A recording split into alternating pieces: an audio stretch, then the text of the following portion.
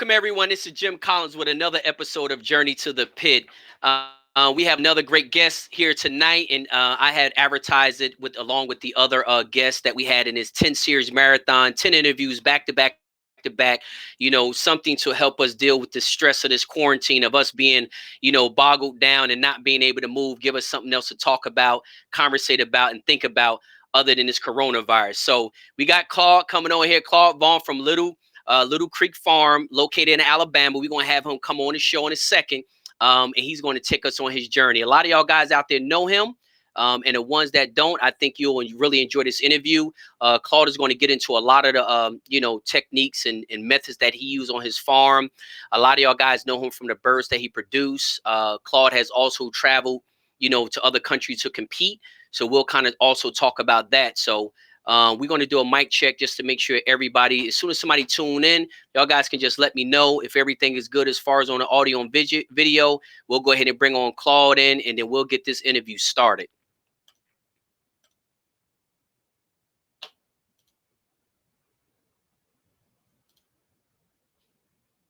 All righty, guys. So we're going to wait. Claude, give me a few minutes, and we're going to get this interview started in a second. The software looked like it's dragging. I think it may be the Wi-Fi because it looked like it's a little low on my end. But yeah, give me about 15 seconds and we'll go ahead and bring everybody in. I just like to make sure that everybody can hear and see everything before we bring you on in here. Look like everything is good. We got a few people coming on in right now. Guys, if y'all can go ahead and just comment, let me know that everything is good on audio and video. It looks like I did have to switch links to the camera, but I don't want to go ahead and go through this interview if nobody's able to see it. All right, we got a couple guys coming in now. I just need somebody to comment. Let's see here. Claude, I'm going to bring you in a second.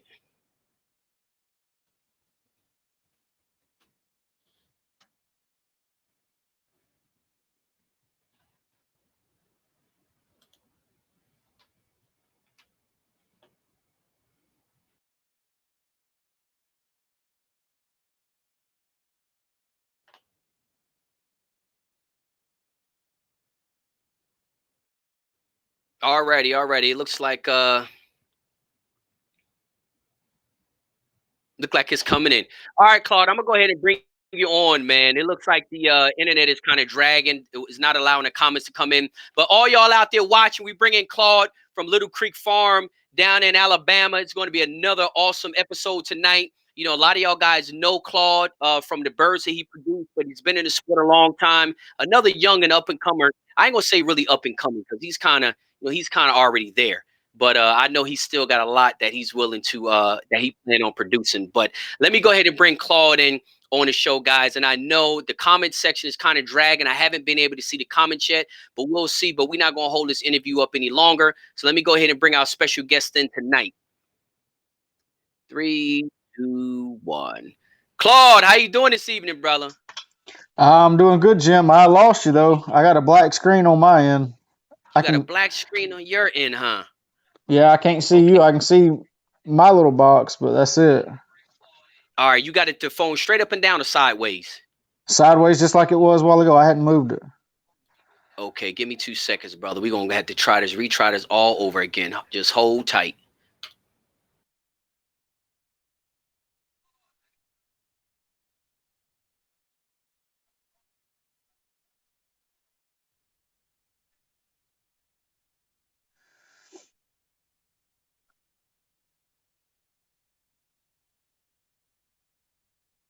Frustrated. All righty. How I'm looking now? Claude, can you see me? Yeah, I got you now. Okay, you got me now? Yes, sir. All right, you can hear. Video and audio is good, right? Everything's perfect. Yep. All right, man. We having a little technical difficulties tonight because the comment section is still not coming up, but that's fine though. But listen, brother, let's go ahead and get started, man. I All always right. start with the disclaimer. All the information discussed in this interview is for historical, educational, and entertainment purposes only. None of this information is intended for any illegal purposes, and all opinions are respected of the individual. So, Mr. Vaughn, let's go ahead and start off, man, with telling us the viewers tonight, a little bit about yourself, first generation, second generation. How did it all start for you with these game fouls? All right. I'm kind of, I guess you'd say I'm a third generation cocker. My Okay. granddad fooled around with them and raced thoroughbred horses, and that's what got us into it. Wow. My dad dabbled around with it, and when I was a Hmm. kid, probably about 8 or 9, maybe he got out of it. My Hmm. mom kind of forced him out of it for a long time. And soon as I got out of the house, I went to college. I moved just by luck. I moved 2 miles down the road from a guy named Hoss, Dog Island Game Farm, and it wasn't. Okay. I mean, it wasn't a month, and I was down there feeding roosters and cleaning water cups, and I was right back in it as thick as we'd ever been in, or thicker really than either my granddad or my dad. So Wow. So that's basically, when you graduated, you moved 15 minutes down the street from a game foul breeder. closer than that. He was probably 5 minutes. He was about 2 miles. And Wow. I lived in a little trailer, a little single wide trailer in the middle of a cotton field, and talked my landlord into putting some hot fence up and put some teepees up. And he had an old tobacco barn about a half a mile down the road, and I put some little fly pens in it. And but mostly everything I did was with Hoss, that Dog Island Game Farm. I fed for him and cleaned water cups for him, and really for about 2 years there, he was kind of my mentor. Really got me started with a real passion. And Wow. even from the time I was a little kid, I grew up around it. But there was about a 8 to 10 year stretch right there where we didn't have any roosters at all. And Wow. soon as I got freedom from mom, it was on. Yep, You said as soon as you kind of branched out on your own, man, you was yep, back in the game, huh? yep. That was it. I mean, that's for 2 years there. I was down there at college, and I was 5 hours away from home. And Right. when I got back into it, I went back to some of the old men that Dad had given some of his roosters to when he got out, and I got some of that Okay. blood back, and we played around with it here and there. But I mean, it was for the most part, it was bred out. It wasn't, and I don't know if it was ever. Everything's always better years past. But it That's wasn't. right. It wasn't top level competition kind of families then. So That's for right. that was in That's right. 2006. I got the Grays from Hoss, and hadn't looked back. I've had them ever since when we got back into it. So Good. So tell me this, Claude. So, like you say, y'all dip it and dab, when you was growing up with different bloodlines between your grandfather and your father. But when you graduate from college, you move and where you stand by yourself with the single wide out in the cotton field, was that just no, your I had a roommate who is now he is a game warden down there. And but yeah, wow. I went to school to be a wildlife biologist. That's what I went to school for. And it's just so happened my roommate, he went on into law enforcement, and I went into the biologist field. Y- And yeah, just Yeah, I mean, I was living right down the road from Hoss. We had to drive right by his house to come home every day.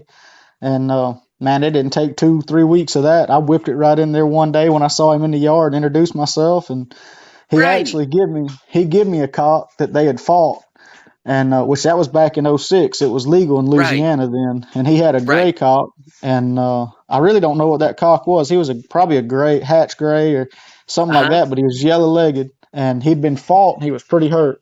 And Hoss told me Right. he kind of was nursing him back, and he told me, he said, I tell you what, you take that old rooster right there, you take him home and heal him up, see what you can do with him. And I took him home, Right. took him to that trailer, and he lived in the room with me there for a couple of weeks and gave him antibiotics and penicillin, and worked on him and got him back Get up and out of going. And that's how we got started. When I showed back up with that rooster with Hoss, that's when he kind of accepted me into the clan. He knew I was serious. It was kind of like That's a right. test. You know. That's right, man. And you passed the So test by going in, putting in all that work in a bird that looked like it was on his last leg. And you brought that, you yep. put in the effort. You didn't just chuck him over in the corner somewhere. You actually put in the effort and brought that thing back, huh? Oh yeah, yeah, yeah. I called first thing I did, got on the phone and called Dad, and he got me some penicillin and some Right, vitamins and stuff. Start taking care of right. him, and it wasn't long. That old rooster bounced back. I had him for a couple years. I never bred him or did anything with him. He was just old cross cock. But That Right. was the first one I got. And funny thing about Hoss, what really kicked me in a passion of it when I left college down there. See, Hoss never give me a hen. I had to go to his old partner and buy a hen, one of the gray hens. Hoss would never give me one that time. He told me when I was leaving, he What? said, son, you ain't gonna stick with game fowl. You're gonna grow up. You're gonna find you a girl. You're gonna go off and have kids. You'll never think about chickens again. And he sent me with a cock, a pure cock.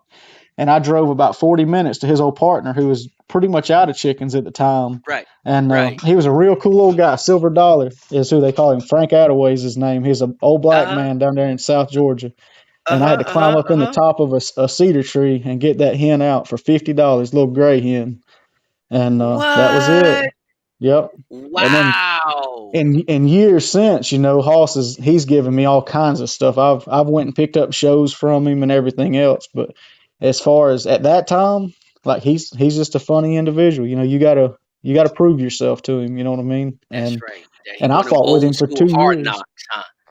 Yep, yep. He was. He was Wow. he was hard on him. He's the one that taught me. You got to take care of them Right. 365 days a year, That's right. but you got to be hard on them. He'd show them into each other. His brood cocks would be 7 or 8 time winners. And it wasn't Wow. it wasn't nothing for him to pull one out of the brood pen and heel him up and show him right there on the yard. Just to make him prove it one Right. more time. He was rough on him. He was hard, He was, huh? but yeah, but that's why they're so good today. I mean, he if he had it, it was something that was worth having. It Me and was him worth only cause we'd only go to 3 or 4 derbies a year, but I think that first year we went to 4 derbies and we mhm. soloed it 3 times, and I think we dropped our money fight on the fourth one. But he was real tough. Wow. Yeah, yeah, he was Wow. tough. So that's amazing. So the great thing about that is that's where you got your well, I ain't gonna say got your start, but kinda from what you were saying, kinda got like your As an restart adult, yeah, as an as an adult, yeah, adult. yeah. Hmm. That was it. I thought I was Wow. something. Boy, it wasn't good for my head. It had me. Boy, I had money all the time, taking girls out Yeah. on dates. I always Yeah. had pockets full of cash. I didn't. They couldn't do nothing with me. So it took getting off on my own and learning that it ain't always that easy. That Right. winning, it don't That's always come like that. You got that right. Hey, so it kind of gave you a little misconception, right? You know what I mean? You didn't Oh know yeah, you was running, you was rolling up in there with somebody who had decades of experience on his belt, had a lot of losses under his belt, and figured it out how to get sometime more wins and losses. And when you well, stepped in there, that he had already figured the plan out. So you thinking, hmm hey, this is how it always is. And when you stepped yeah. out there on your own, you got to scratch your head like, it ain't easy to solo three in a row no more, huh? No, well, the thing is, and this is what I didn't realize at the time. We're taking roosters that he's probably already whooped 3 or 4 of his brothers. You know what I mean? We didn't show up to the derby Oh, with fresh cocks that ain't never been shown. We were showing up with bad, bad son of a guns. And I didn't take that into wow. account. So when I got off on my own, I go to showing every weekend and this and that. And Right. it's where you got to learn to be real hard on them. You got to select. That's the biggest key to winning today in today's competition is selection. Mhm, I don't care how you feed, what you do, mhm, what bloodlines you got. If you're really hard mhm. on them in selecting and you select the winners, you're gonna do good. That's what it comes You know down what? to. You know what, Claude? You are exactly, and I'm just speaking from my opinion. I agree with you 100%. You know, and you're right. It doesn't matter how you feed, and because at the base of it, you talking about kind of like at the base, we're assuming everybody's taking care of their birds the right way, doing them the right way, and all that. At the end of the day, it's gonna come down to that selection. And you're exactly right. That's kind of what Doctor Fabio, when he came on, he talked about the same thing. He said, listen, I don't show many, I don't have many, but the ones that I show are ones that I have shown into their own brothers here at the farm. And the one that Hmm. win after the out of the own brother, that's the one I'm taking, and the other one is not going. And he was the Yeah. first one ever. And I'll be honest, you're the second person, but he was the first one ever that I have even heard of saying, "What you show me to?" He's like, "Yeah, I show him. I don't have a whole bunch. I don't need a whole bunch for the whole season because the one I'm gonna bring is gonna be some monsters. At least they're Yep. gonna be the best that I have. They might not beat everybody, but they're gonna be the best that I have. So if they ain't winning, then I don't have anything on the yard that can win because this is Right. gonna be the best." So he done the same thing, huh? He was showing it to the Yep. brothers. Yeah, and I don't do that now. I mean, I don't.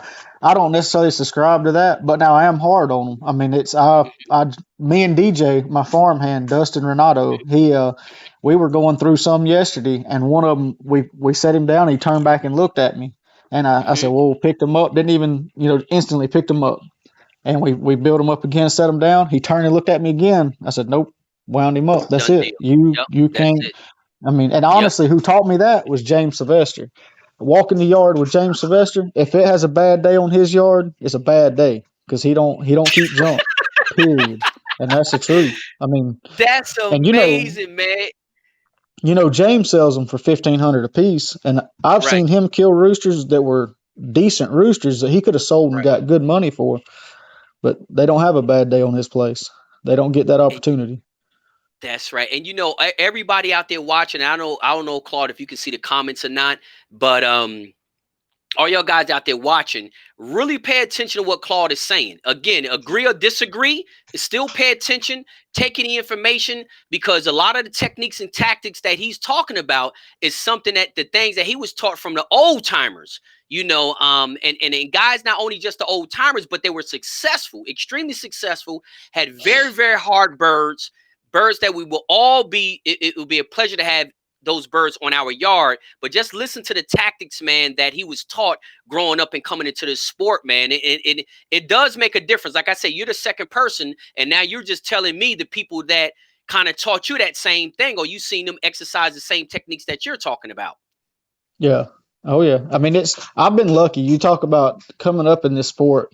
I mean, I wasn't raised around a bunch of great rooster fighters. You know what I mean? Right, That's not who I was right, raised around. We were backyard, always kind of, nothing big, nothing special. We had fun, and it was always mhm, about fun, but it wasn't about mhm, going to big derbies and this and that. right, But when I right, started since 2006, and a lot of hmm, it's got to do with them little grays I got. When you have good chickens, it'll afford you opportunities to meet people and go that's places right, that you didn't think you could ever go. that's right, Like that's I was that's working, exactly right. I was working up in North Alabama on a project with my job, and we needed to Hmm. find some land to work on. We were actually Hmm. trapping raccoons, and I called James Sylvester out of the blue.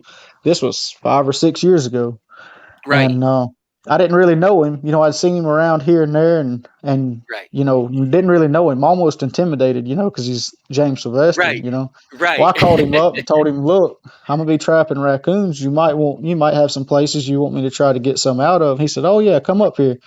So Right. I started going up there, and every morning I'd meet him about 5:30, 6 o'clock at his house, and he'd have a cup of coffee sitting on the front porch. He'd jump in the truck with me. We'd run around and set traps, and all morning long hang out with each other, and then go home and see, to drop him back off by the house. And he got me all kinds of places I could catch coons. And that's where me and his Wow. relationship got started, just blind luck. But I've learned a lot from it. A lot of how I feed today comes from James. There's a lot of it, bits and pieces that I picked up from him. So Right, that's right. that's why the other day when you were having that conversation with him, and how Facebook is. Everybody's got their opinion and this and that, and saying how it Yeah, was. It's funny because I yeah. fed that way.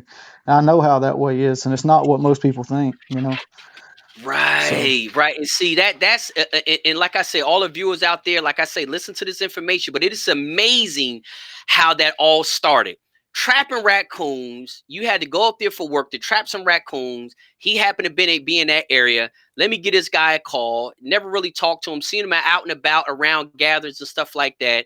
But let me get in touch with him. And then that started a relationship from that point on. Now y'all guys are riding in the truck talking chickens the whole time while y'all, I'm pretty sure, while hmm y'all looking for places to yeah. set traps for the raccoons, talking chickens the whole time. So, and the interview was all about you, but how was that experience, man, riding around? Like, did you get a whole bunch of aha moments like, oh man, wow, I didn't, you know what, I never thought about that. Did you get a lot of those moments? the One of the things I live by today, I learned from that, and that was James told me. He said, "Baby," he said, "you got to be hard on them. You got to be good to them, but you got to be hard on them." And he's right. Right, That's a hunt. You got to take care of them and love them, but you got to right, grade them like your life depends on it, because it does. Making money right, left or right, winning or losing, depends on how hard you are on them chickens. As far as not lying to yourself, so many people today, they get roosters and they lie to themselves. I yep, mean, it's yep, that's what I happens. agree. I So agree. Not only that, Claude, just to even, compliment what you just said. it seems like to me, and I said this, and I don't say it much because I know it kind of rubs people the wrong way, but it seems like to me sometime the more space people have, the more lenient they are on their chicken sometime. You know what I mean? It seems Mm-hmm. like, they get more space, they move to a bigger lot. I was on 5 acres, now I got 20, now I could do this, and that. And I'm telling you, I have seen from years of experience, and I have been to hundreds of farms, the grade starts to go down because, in my opinion, they start keeping roosters that they would normally not keep if they was limited on space. If they got Right. 400 TPs or 400 spots, and now they're going to a space where they can have 800 or 900, I promise you, those other 300 or 400 extra ones they have on that yard ain't gonna be as good as those first 300 or 400 that they have. And again, I'm just saying from my experience, man. Um, from what you're saying, people do start to kind of get a little delusional and start thinking, "Oh, that's Oh, decent." It's like, what you it's think, not just Claude? that. Go ahead. Once you get to a certain size, it's so much work. Like right now, we're gonna hatch a probably about 1,200, 1,300 babies this year, and that's Wow, hatched in the brooders, and that's wow, man, that is a job, and that's not that many. that Man, there's people that raise three, four, five times that easy. out, You know what yeah, I mean? exactly, I think exactly. Jason's up. I think Gator's up to 4 or 5 thousand right now. You know what I Yep, mean? Like, yep. and it takes so much dedication, and it takes, Hmm. unless you're a certain kind of person, like Gator is a perfect Right. example, unless you Hmm. have that just really what is it, OCD, I think Hmm. is what it Yeah, is. That's what Jason's yeah. got, and that's why he's good at it, because he can't Right. live with anything less than what it's supposed to be, no matter how Then many what? he gets. I'll be honest with you, Yep. I'm lazy. If I had 3,000, I promise you they wouldn't be as good. Like, I'm about where I can be at. 1,200, 1,300 babies. It's a job. Me and Crystal get up. Crystal gets up more than I do, but she gets up first hour and a half every morning. She's scraping chick trays, giving them fresh water, food. It's a job. And that's Right. just the Yeah. babies. That's not even including stags and cocks and everything else along with it. Right. It's a lot of So, work, dude. It is a lot of work. I have been on those big farms, and I'm gonna tell you right now, I couldn't have them. I'm kind of like you. I don't want them. 3, 4,000. No, they can have all that, man. That is just way too much work, man. It's a whole yeah, different mindset when you got all those birds, man. It's like a totally different mindset that you have to have, and you got to have a totally different group of hands, like help. All help. They might be good on 3 or 400, but you put them on a farm with 1,500, 2,000. The quality of work sometimes kind of goes down. But it's good that you know your limit. Like you say, 12, 1,300, that's pretty much where you want to stay because you kind of know, man, this is a lot of work. And not just the yeah, biddies. You got the stags, you got the hens, you got the cocks, and then you got all the stuff that's going wrong. Because when you got that many birds, man, something's going wrong every single day. Every day, yeah. something's going wrong. Oh yeah, I mean it's unreal. I mean, baby, there's nothing in the world like baby game chickens. They want to die for an animal that makes its living not dying. They want to die worse than anything in the world, and that's just the way it is. It's baby chicks are, constantly. If you're not paying attention to them every day, every Yep. single day. And Jason told me that this morning. We're talking about, with all this going on, the virus and everything, talking about Right. having our antibiotics and our coccidiosis Right. stuff, all that stuff in order, having all our vaccines enough so we can finish Right. out the chick season and stuff like that. Right. And Right. he's like, I'm telling you, you better have it. And I told him, I was like, man, what happens if, say we don't have enough coccidiosis stuff and coccidiosis hits? He said, all we Right. can do is have it on hand, because in 12 hours, that whole baby chick situation can change. And it's true. They can go from perfect to looking like dog crap in Death 12 hours, that quick. in 12 Yep. hours. Yep. But you can go to bed Wow. that night, a big storm roll through, bunch of rain, just, a bad combination hit, and all of a sudden, man, you're in trouble, and you're fighting a losing battle at that point. Fighting a So losing battle at that point. So that if that you're not that's it. I ready, mean, yeah, exactly. And that's the amazing part. And like I just said, not only just taking care of the biddies, but it's all the things that can go wrong. So you can go to sleep, everything's good, biddies are good, yards clean, everything's secure, everything's good. Wake up the next morning, you open up the door, and you got 300, 400 biddies looking like they're ready to just fall over. yeah, it can happen. It's rough. It's a rough It game. It's a rough It is game. rough, man, and it takes a lot. So tell me this, Claude. You have to learn different things when you go from 2, 300, to 5, 600 to 1300. You got to even change your system Oh yeah. when you as you're growing, right? Oh yeah, for sure. This year we're gonna hatch off and put more through the brooders, more on the yard this year than we ever have. And to do it, honestly, I've just about mirrored Jason's program. Everything Right, Jason does, I've tried to mirror it to a T. I've done a few things different, but for the most part, like he's set up like I told you, he's the best at it I've ever seen. As far as right, raising babies and keeping them healthy, he's right, by far right, he's a walking encyclopedia. And that's another one. You talk about people you run into that makes your life easy and puts you in a right. position to win. He's one of those that I don't know. Me and him started talking 5 or 6 years ago. Longer than that now. It was when I was in South Carolina, so it would have been in 2011. So about 9 years ago now. And About 9 years. yeah, we've been talking and we talk. I talk to him for an hour, hour and a half every day, and have for 9 years. Like there's a lot of information that I've got from him, and Yes. stuff. And that's all. When I started getting bigger and bigger, I had to start doing, and it costs money. It's not.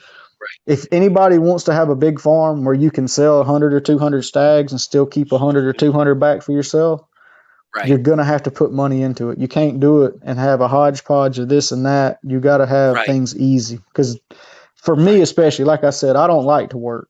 That's not right, that's not what I want to do. So it's right. got to be where I want to get out there and do it. Things have to be nice and in order, and if it's like that, it's a lot Hmm. easier to go do it. If you're, That's if you got, you know, pins not lined up, just as simple as how I used to have my pins. I had them, where I could keep them on fresh grass. They weren't always in straight lines.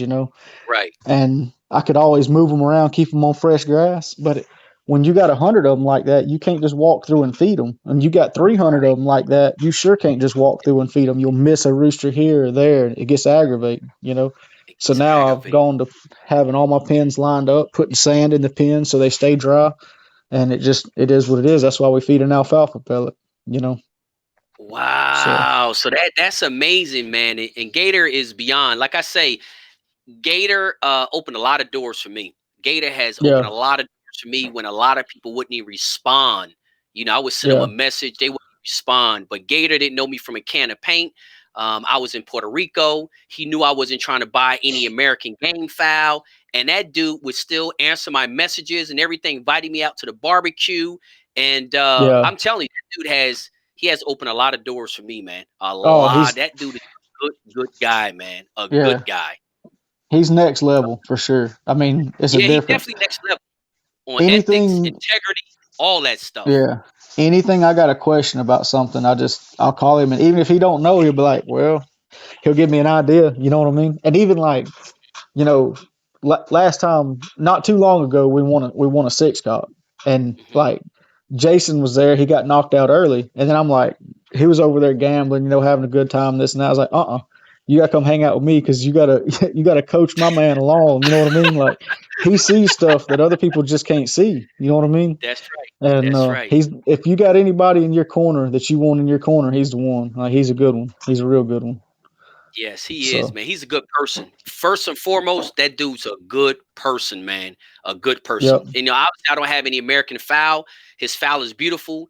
His facility is beautiful, and I know it takes a lot of work to keep that place looking like that. Period. yeah. But And I tell you, something he's got, is a lot of people, probably not overlooking, but they don't think about. But Mike that works for Gator, Mike oh Kirkland, yeah, he's as good a rooster man that's ever lived. He's super slick. I learned stuff from him this year. You know what I mean? That I had never thought of before. And it's just pretty sure, man. Mike ain't his friend. I don't even think. I mean, like I say, man, I haven't had many conversations with Mike, but I have talked to a lot of people who know Mike, and like that dude is deep. He has a lot of experience, and that's why that farm looks so good. I mean, Gator ain't out there all by himself. Got that place nope. like that, and anybody who go out there already know. That's what it is. That's a whole team operation out there, and both of those guys are extremely good at what they do, and that's why that Yep. place looks like that. So, and you No, that's said for you just sure. kind of take tips and techniques and advice and feedback from them and kind of model your system after that, huh? Yep. That's what I've tried to do as best as I can. and it makes it When it easier. come time, to hatch babies this year, I went ahead because see the last 2 or 3 years I've paid people to hatch for me. I've Oh, had you people did. that, and I was fortunate. Yeah, they would hatch them, raise them up to 6, 7 weeks old. I could go pick them up, bring them home, and I'd raise them here. Well, Okay. that deal kind of fell through. They got busy, work took them other places, and honestly, that's probably the Right. best thing that could have ever happened to me because now it's all in house. I'm doing it all from start to finish. Well, when I did that this year, I'm lucky. I've got the transport Right. business, so I've Right. been able to spend some money this year where I normally Right. wouldn't be able to because I'm Right. hauling here and there and making a little Right. money on the Right. side, so I can put that Right. back into the farm. And so I built, Right. I bought a 30 foot by 12 foot barn and I turned it into a chick hatching facility. Is what I did, and had it insulated from full foam insulated. I got big stackable GQF brooders and I got two real nice incubators and big Right. incubators. They hold like 11, 1,200 eggs apiece. One incubator and one Wow. hatcher. Yep, big ones. And so Wow. that's what it started because now I got a nice barn out there that I want to go hang out in. It's not so bad. I'll go out there and sit and look at my babies and hear the incubator running, and it's a happy place. You want to be there. You know what I mean? So Wow.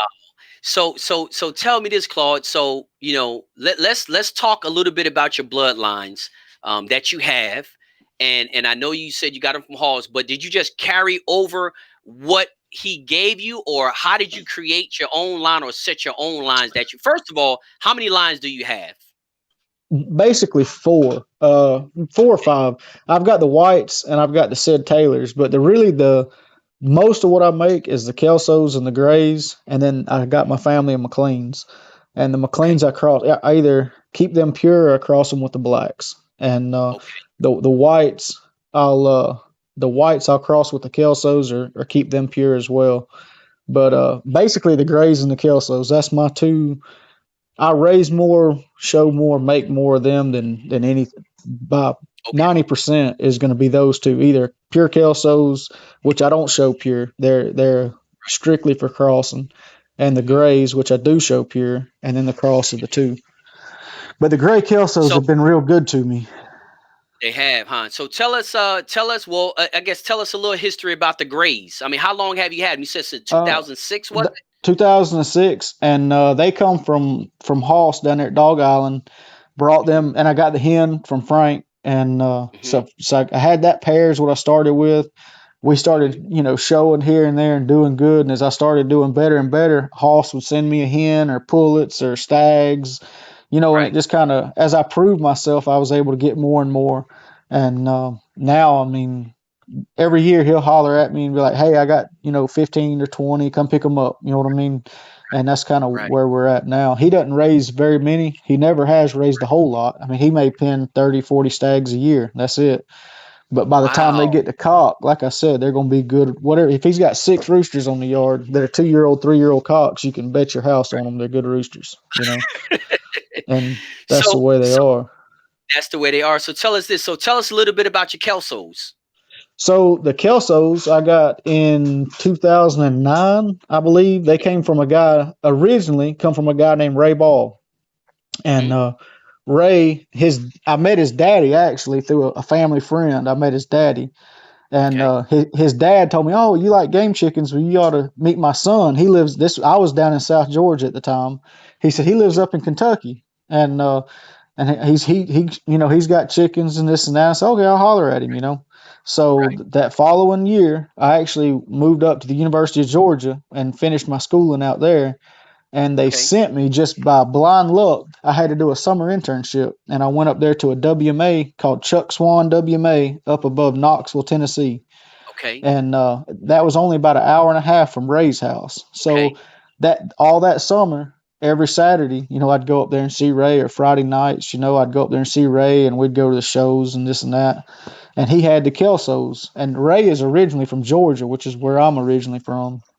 Okay. And so I got a stag from Ray, and that stag I named him Highball is what I called him because Ray Ball is his last name, and that little stag was just a good rooster. And Right. he Highball actually let's see, he killed a rooster sparring. We were sparring him. He killed him as a stag, killed a cock sparring. and really liked Wow. him. So as a 2-year-old cock, we put him up again.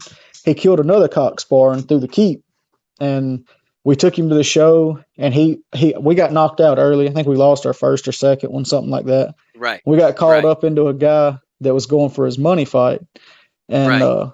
man, highball, we turned him loose, and he killed that rooster 6 foot off the ground. I mean, he snatched him up. It was over with. It was just phenomenal.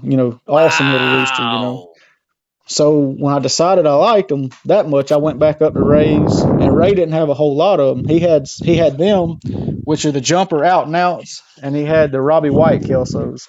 And those Robbie Okay. Whites I didn't like so good. I Hmm. just didn't. I wasn't a big fan of them. They wasn't as game as the jumpers were. So Hmm. I Hmm. think I got a hen. I may have got a hen and a stag from Ray again. Right. But I Right. talked to Ray, and Ray told me, so well, if you really like them, you ought to go to the man I got them from. The man I got them from is Arthur Lee, or he got them from was Arthur Lee Simon in North Georgia Combine. His son Lamar Okay. Simon's on Facebook here, and that year I went and saw Mr. Arthur, and he's kind of a funny old guy. He don't like selling a whole lot of chickens, and he's just Right. a different character. You know what I mean? Right. But for Right. whatever reason, he let me buy some that year, and I want to say that was probably in 2010 or Right. 2011. Right. And when Arthur Lee let me buy them, I think I bought 16 stags, or no, Okay. 16 stags. Yeah, they were bull stags. It was in the summer. I bought Okay. 16 stags, and I bought, I think, 7 or 8 pullets. So, and they were cheap. I mean, they were. I think I paid $100 a piece for them or something. But I Okay. bought a Okay. bunch. I bought a lot of them. Okay. Brought them home, cocked them out, and out of those 16, we went through them and fought through them and picked Uh-huh. we picked three and picked three brood cocks to breed out of. And then obviously all the hens, I paired them up. And that's where the Kelsos came from. So That's what they're the Kelsos. basically, and I still bred off the stuff from Ray, off a highball, but technically I guess you say I got them from two different places, but I went to the old man that Ray got them from. You know what I mean? Right, right, right. So Kind of this, like you said, the source where they came from. So yeah, you had and high ball from him, but then you went to the source to get the I rest went of to them. Arthur Lee. Yep, yep. And I've still got cocks from Arthur Lee. They're old now. They're 8, 9 years old, and well, it's Right. 20. So yeah, they are old. They're probably 10 years old now.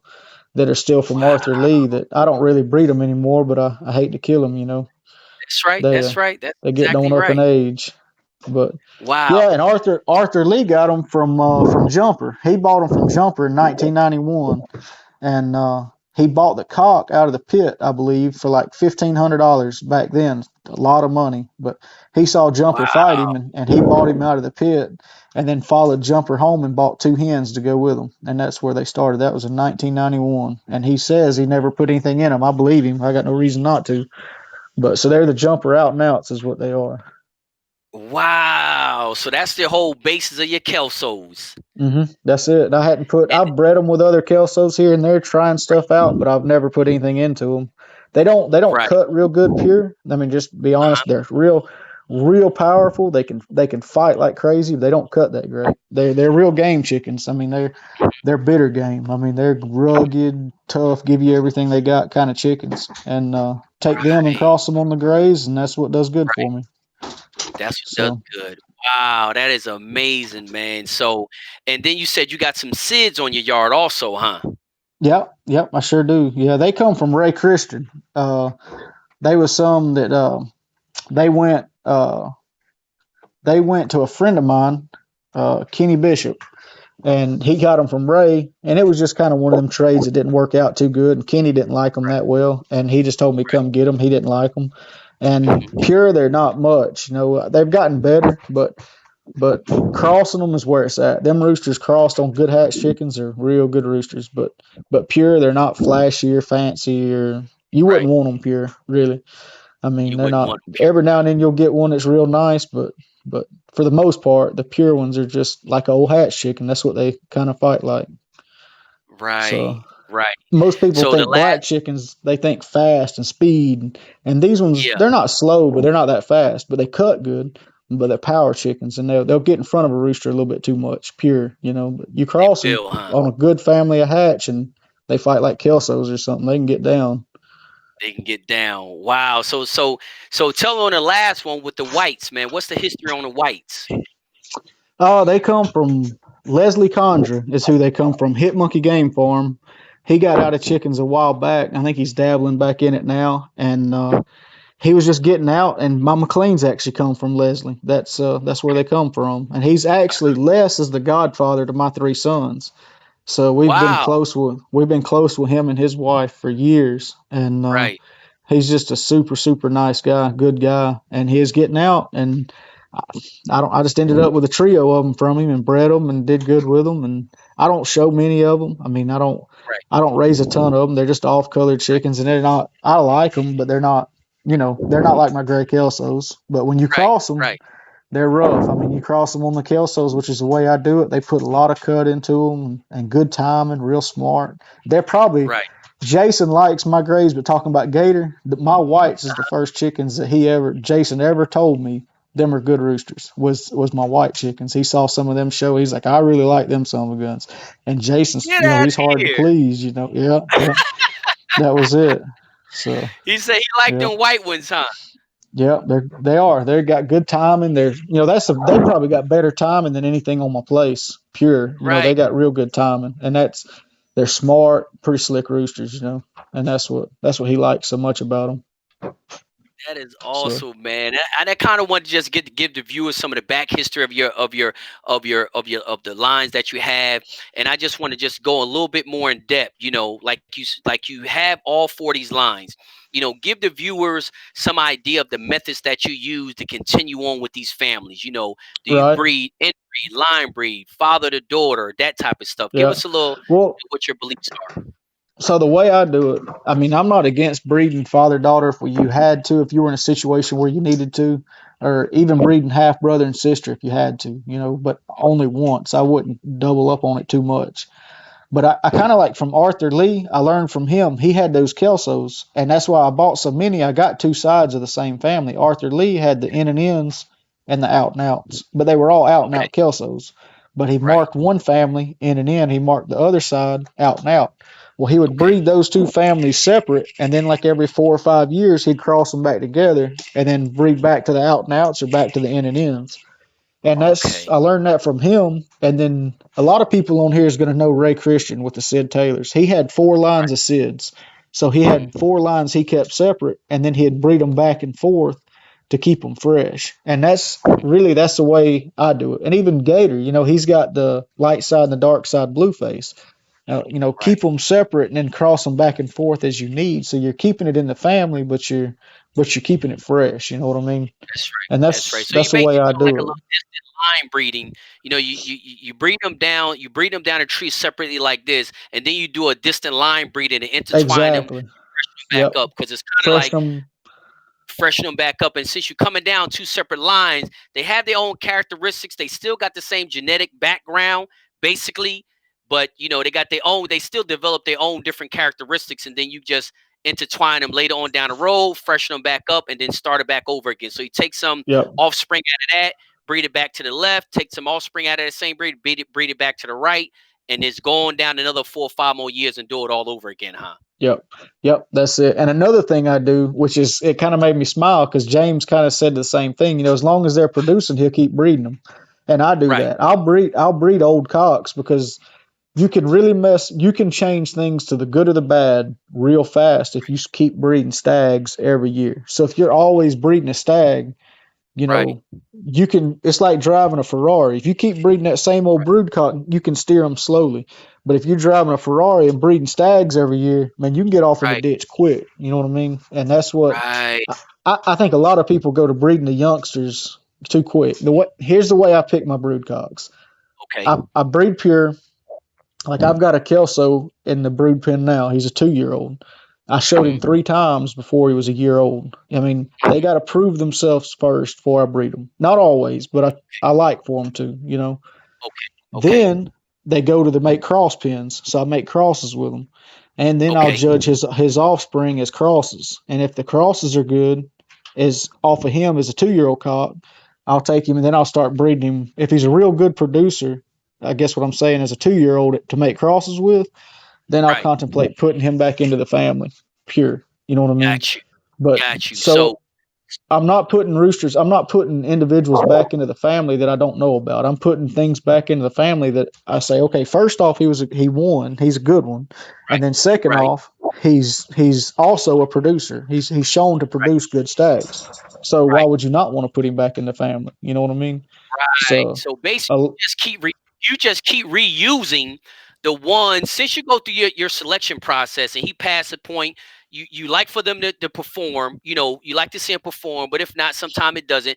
But the key is you put him in them cross pens. You judge him based on his offspring, and obviously that's yep, how brood cock should be judged, not really on his right, sole performance, what he can produce.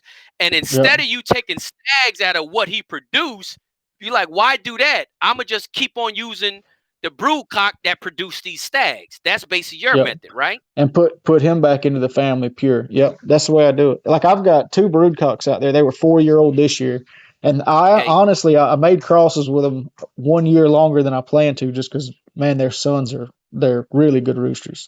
So I right, hate not to breed them to make crosses because right. they've done so good for me. But next year, no matter what, they're going in the brood pens, and all my crosses are going to come off of stags. So that's just the way I'm going to do it. You know, most all of my crosses are coming off of either stags or 2 year old cocks, and then my pure stuff is coming off of 3, 4, 5 year old cocks.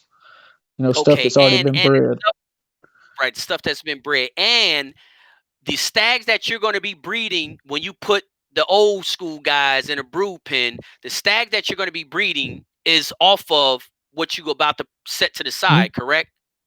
Yeah, honestly, like the stags I'll be making crosses with, they're going to be Right, off of. They're probably going to be off of the daddies to the roosters. They're going to be filling their daddy's shoes next year. You know what I mean? right. Because I've got a That's what couple, like I said, I've got a couple that are getting older. So next year I'm going to switch them up. But if I get a brood cock that's working for me, I keep breeding him. I don't want to, as long as he's throwing fertile eggs. Like I've got three or right. four that just their fertility dropped this year. They were like 20%, 30% fertile. So I'm gonna have to do away with them. I can't keep on putting that much Got resources into them just to get 20 or you. 30%. No, So and that was gonna yeah. be my next question. Like, how do you determine when you need to set them to the side? And you just answered that question by when you start getting those low hatch rates, and you know it ain't Hmm. from nothing else but fertility. That's when you basically let the rooster determine on when his career as a brood cock is kind of over, right? Right. Yep. Yep. That's the way I do it. And I've heard both sides of the story. One of the roostermen that I respect more than anybody, a guy named Kurt McBriar. He at 5 years old, he does away with them. You know what I mean? He doesn't breed them past 5 years old, and I understand it because he wants that young, good genetics, good, you know, vitality going into the eggs. You know what I mean? But if I get one producing for me, it's just hard for me to get rid of them. As long as they're throwing, 60, 70% fertility where it's worth doing, I'm going to keep rolling with them, So, Right. And guys, that's a very good point that Claude made. Like he said, one of the parts I hope y'all didn't miss, all the time and resources. You know, he knows he got to care for 100% of the eggs, but he's only getting 20% fertility. So 80% of his work and his labor that went into him just going in the trash can. So that's why he allows the cocks to make the determination of when a career is pretty much over, because he can't put 100% effort in something and only get a 20% return. He's good with what you say 60 and 70%. You'll yeah, continue if they're on, but getting That's right. If they're getting better than 50% for sure, it's hard, especially if they're an older proven producer. Because every right, pullet that comes out of him, man, that's gold to me. You know what I mean? And when he's getting down to 50%, he's probably not going to be there next year. You know what I mean? So when you see him that's right. start going, and I do this year, I bred some that was too old this year. I've got a couple that didn't have good fertility, and I'm gonna have to start thinning down on them. But And it is on what it is. That's the way it goes. That's right. And before we move on, is there any particular things that you can advise or any advice you got on, is there anything that the old timers have taught you that you can kind of maybe prolong the fertility, a little bit more, or you just kind of let it go with nature? When it goes, it goes. I'm sure there's some good stuff out there. I've heard a lot of different things, but honestly, as the farm gets bigger, it's almost the best thing is that breeder pack. Now I do give them that vitamin in their water, breeder pack vitamin. I think Brandon Crittenden sells it. I think Paul Wood sells it. Okay. But it's called Breeder Pack. Now I keep that in their water, but honestly, if their fertility starts dropping along with that vitamin, it's not. There's nothing. I don't think there's anything you could really do for them. Not So unless it's nature's taking just place. the last one and you gotta have him. But in this sport, man, if you get down to the last one, of anything, you've lost it. You know what I mean? Yeah, You've, you for all already too intents and purposes, yeah, yeah, yeah, you way too late. If you done waited till you got down that far, then you might as well just cancel it because you should have been on your ball game 5 years ago. You should never wait down to the last of the yeah, last. Or some guys make a mistake and sell it all and then hmm, come down. That's how a lot of guys end up with the last of the last because they done sold everything. So now yep, it's like, oh, yeah, yeah. hmm, Uh, so guys, Claude gave y'all a very good insight of his lines, all the bloodlines that he carry, where the bloodlines came from. He talked about how he maintains his lines, which is a very good strategy. He talked about what he uses to determine when a game cock needs to when a brood cock needs to be retired. And pretty much he's saying the laws of nature. When nature kind of kicks in, it is what it is. I'll continue on breeding them, but if it drops under 50%, then I'm gonna go ahead and retire him.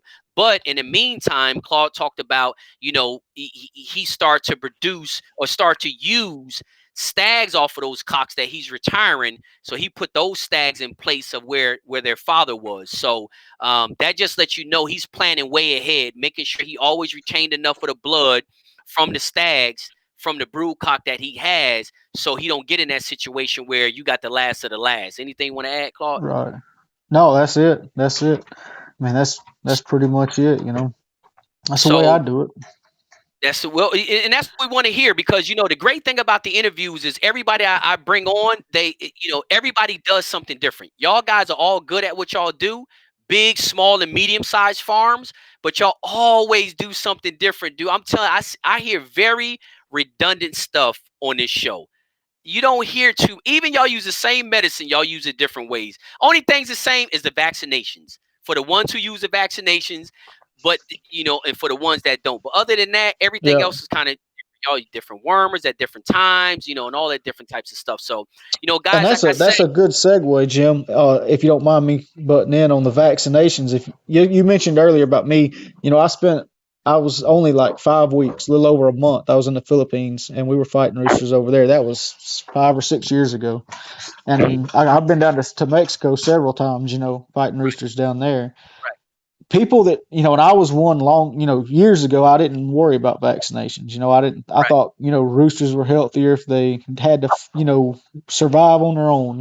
Health, the, right, the healthiest survives, and survival of the fittest. right, But if you plan on going out of the country and showing roosters, vaccines make a big difference. And that's if you don't have them vaccinated, like me, and I learned this from Gator. But I vaccinate for Merrick's, I vaccinate for Coraza, I vaccinated for my it's MG Mycoplasma uh, mhm, gallisepticum, and I vaccinate for okay, pox.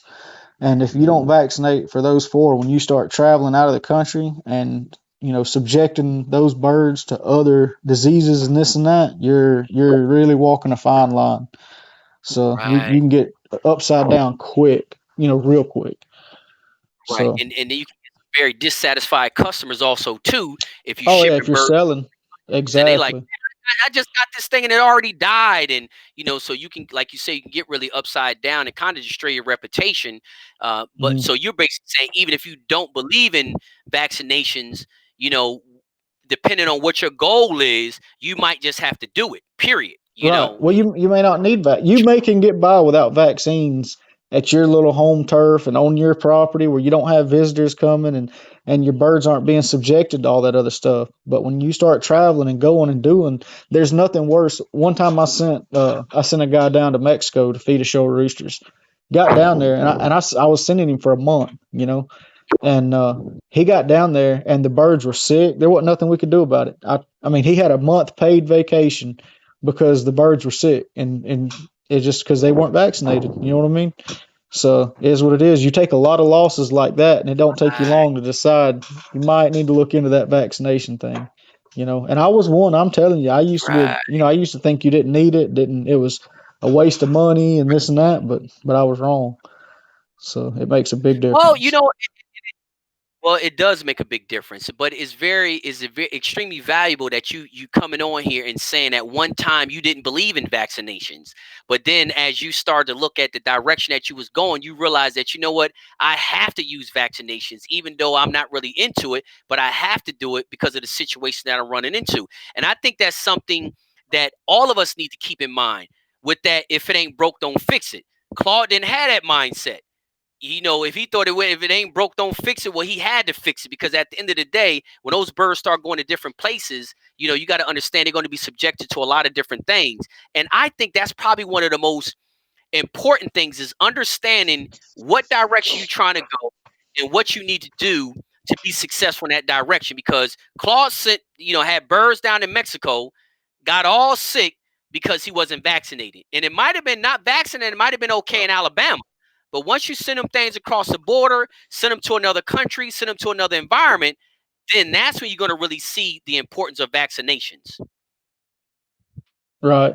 And that's with everything. If you're going to travel out of the country and show birds, you can't be closed minded. It's hard to be successful if you're not open minded to the way. There's a reason.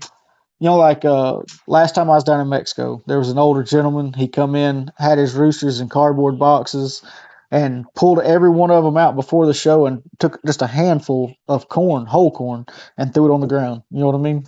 That dude won the Derby faster than anybody I've ever seen win a Derby in my life. Now, I don't know what he knew that I didn't know, but I wouldn't have done it. You know what I mean? But he knew something I didn't know because I mean he did. They had crawls of food sticking out, and I mean just maybe they were maybe they were chickens that needed that, but he knew his birds. He had them right. You know what I mean? And it was just a little derby, a little night derby down there. Just had a good time, but still, that old man knew something. I mean, that doesn't happen by accident. You know what I mean? But you know what's Because so amazing that it happened and you seen it with your own eyes. Because if somebody would oh have yeah, told you that, you'd be like, nah, that ain't they can't do that. I would have to see that. So you said you were down there, you seen an older dude coming there, birds in cardboard boxes, put his birds out, throw a handful of corn out there, and you said they just wiped through the derby, huh? I lost money on it because I saw it. I look for stuff. If I'm gonna go have fun, if I'm not fighting, I'm gonna look for stuff Right, and try to figure out what I can gamble on. That was a bad right. day. Yeah, I bet a good chunk against him on that first one, and man, he smoked somebody. I mean, poof, there it was. He did it four other times, or three other times. It was a four cock. Boom, boom, boom, boom. Just as fast as he could turn them loose, he was mowing them down. You can ask Rodney. Rodney was there. Rodney Pounds Man, was there. that is so. And you said you lost a knot on that first one, huh? Because you thought you Yep. had it in the bag. Like, oh, Oh that yeah, Crawford yeah. He. ain't no way he gonna win. Yep. Yeah, I don't know what it was. He had to keep him happy. Is the only thing I can figure, because he didn't have enough time for him to digest all that food. It was just a mental game. I don't know. But everybody's got their own ways, and that's the thing is for years, I think I had it figured out. You know what I mean? And that's the biggest thing. If I got anything to tell young cockers coming up, when you start tasting success, don't let it go to your head, because there is nothing that will humble you down like the sport of cockfight. And Well, that's the you got truth. that. I mean, when you think you got it figured out, you're gonna fall flat on your face. So. Man, I tell you what, you got that exactly right. You better walk up in there extremely humble every single time and say, hey, I just want to do the best that I can do today. That's my mindset. When I go up in there, because every time coming in, like one of my best seasons back then was like 20. I had did 22 fights, 17 I won. That following year, man, I lost like 12 straight in a row. And I'm just like, man, what am I doing? Like, what am I doing wrong? I'm still feeding the same feed. I got the same trainer. You know what I'm saying? It's like, Jesus Christ. Like, it's hard. It's almost discouraging. Where you like, you know what, dude? Let me just sit back and watch everybody else birds because I might need to get out of it because Hmm. I can't figure out what's going on. But you Yeah. exactly right, man. It can humble you really quick and really deep too. Have you back Oh there yeah. scratching your head and shedding a tear? Yep.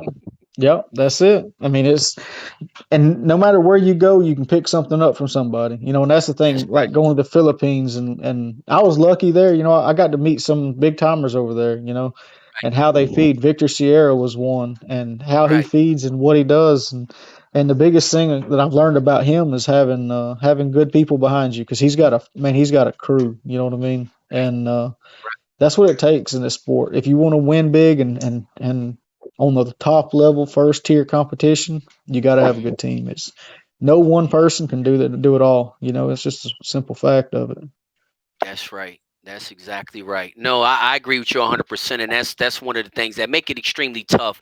And again, if you're a one man operation, just know you probably don't need to have 600 or 700 birds out there, because again, like Claude's saying, if you're a one man band and you're doing everything, it's better to be. Your chances are better being small than they are Yeah. being big Well, if you're one man and band. that's another thing is have a team, but don't have a partnership. Partnership. I see so many people partnering up this year and then partnering up Right. next year, and they swap around. Right. Partners don't hardly ever work. If y'all partnered up, I wish you the best. It works better when it's an actual team though, where there's Yep. like me. It's my birds. I got Rodney that pits for me. I got a guy named John Hill that rides with me everywhere. That's my right hand man. And then I got my wife and I got my brother in law on occasion. And I Yep. got DJ here at home. But Hmm. everybody's got their place. But it's not, I'm not showing Rodney's birds. I'm not, Right. Rodney's the pitter. That's what Rodney is the pitter, and that's the That's way it right. works. I mean, that's when you have a team set up and there's a structure, then if something goes wrong, you know where to look. But if you got a partnership, you always want to blame the other guy. You know what I mean? So, I mean, it's just the way it goes. No, So, that's exactly right. That makes a lot of sense too. I think the team strategy has worked better for me. I'd rather have my birds and have everybody else have their roles. You work the birds, you keep everybody need to have their role. I think it just works better like that, because hmm again, it's less bickering back and forth, is less, one person's making a decision. Here's the birds, this is my role right here, this is what I'm creating, I need you to do your part. And I think also too is a lot more efficient like that. When one guy is hmm doing one thing, he become very efficient at it.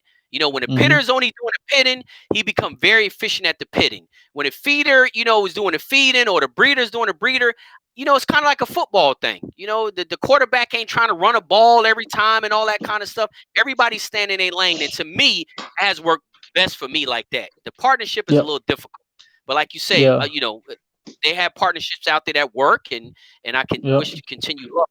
But for me, the team thing works better. That's what I I say. think The so team thing, too. For every one partnership that works, there's 20 that don't. I mean, or 30. I mean, there's a bunch. They don't hardly ever work out.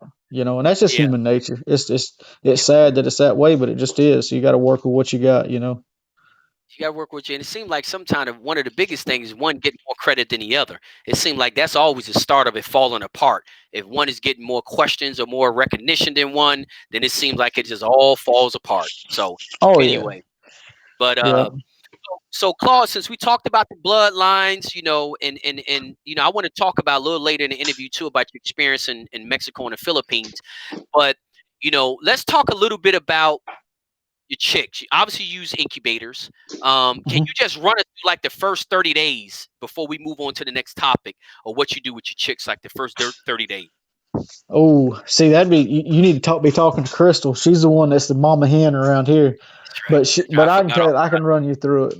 What we do, so it's a whole process from the time we get the eggs. We set once a week. So we set the eggs we set them on Sunday night, baby. Sunday. We set them on Sunday night. We'll set eggs in the incubator. They run through 3 weeks in the incubator. Well, on Thursday before they hatch, we put them in the hatcher. When we put them in the incubator, we spray them down with Textrol disinfectant. Makes all Okay. the difference in the world. We physically mix it up, spray it on the egg, and then you put it in the incubator. Like you think it's going to kill them, but it don't. It's great for them. It makes for the Wow. healthiest baby chicks you ever. It kills all the bacteria, the bad bacteria on the outside of the egg.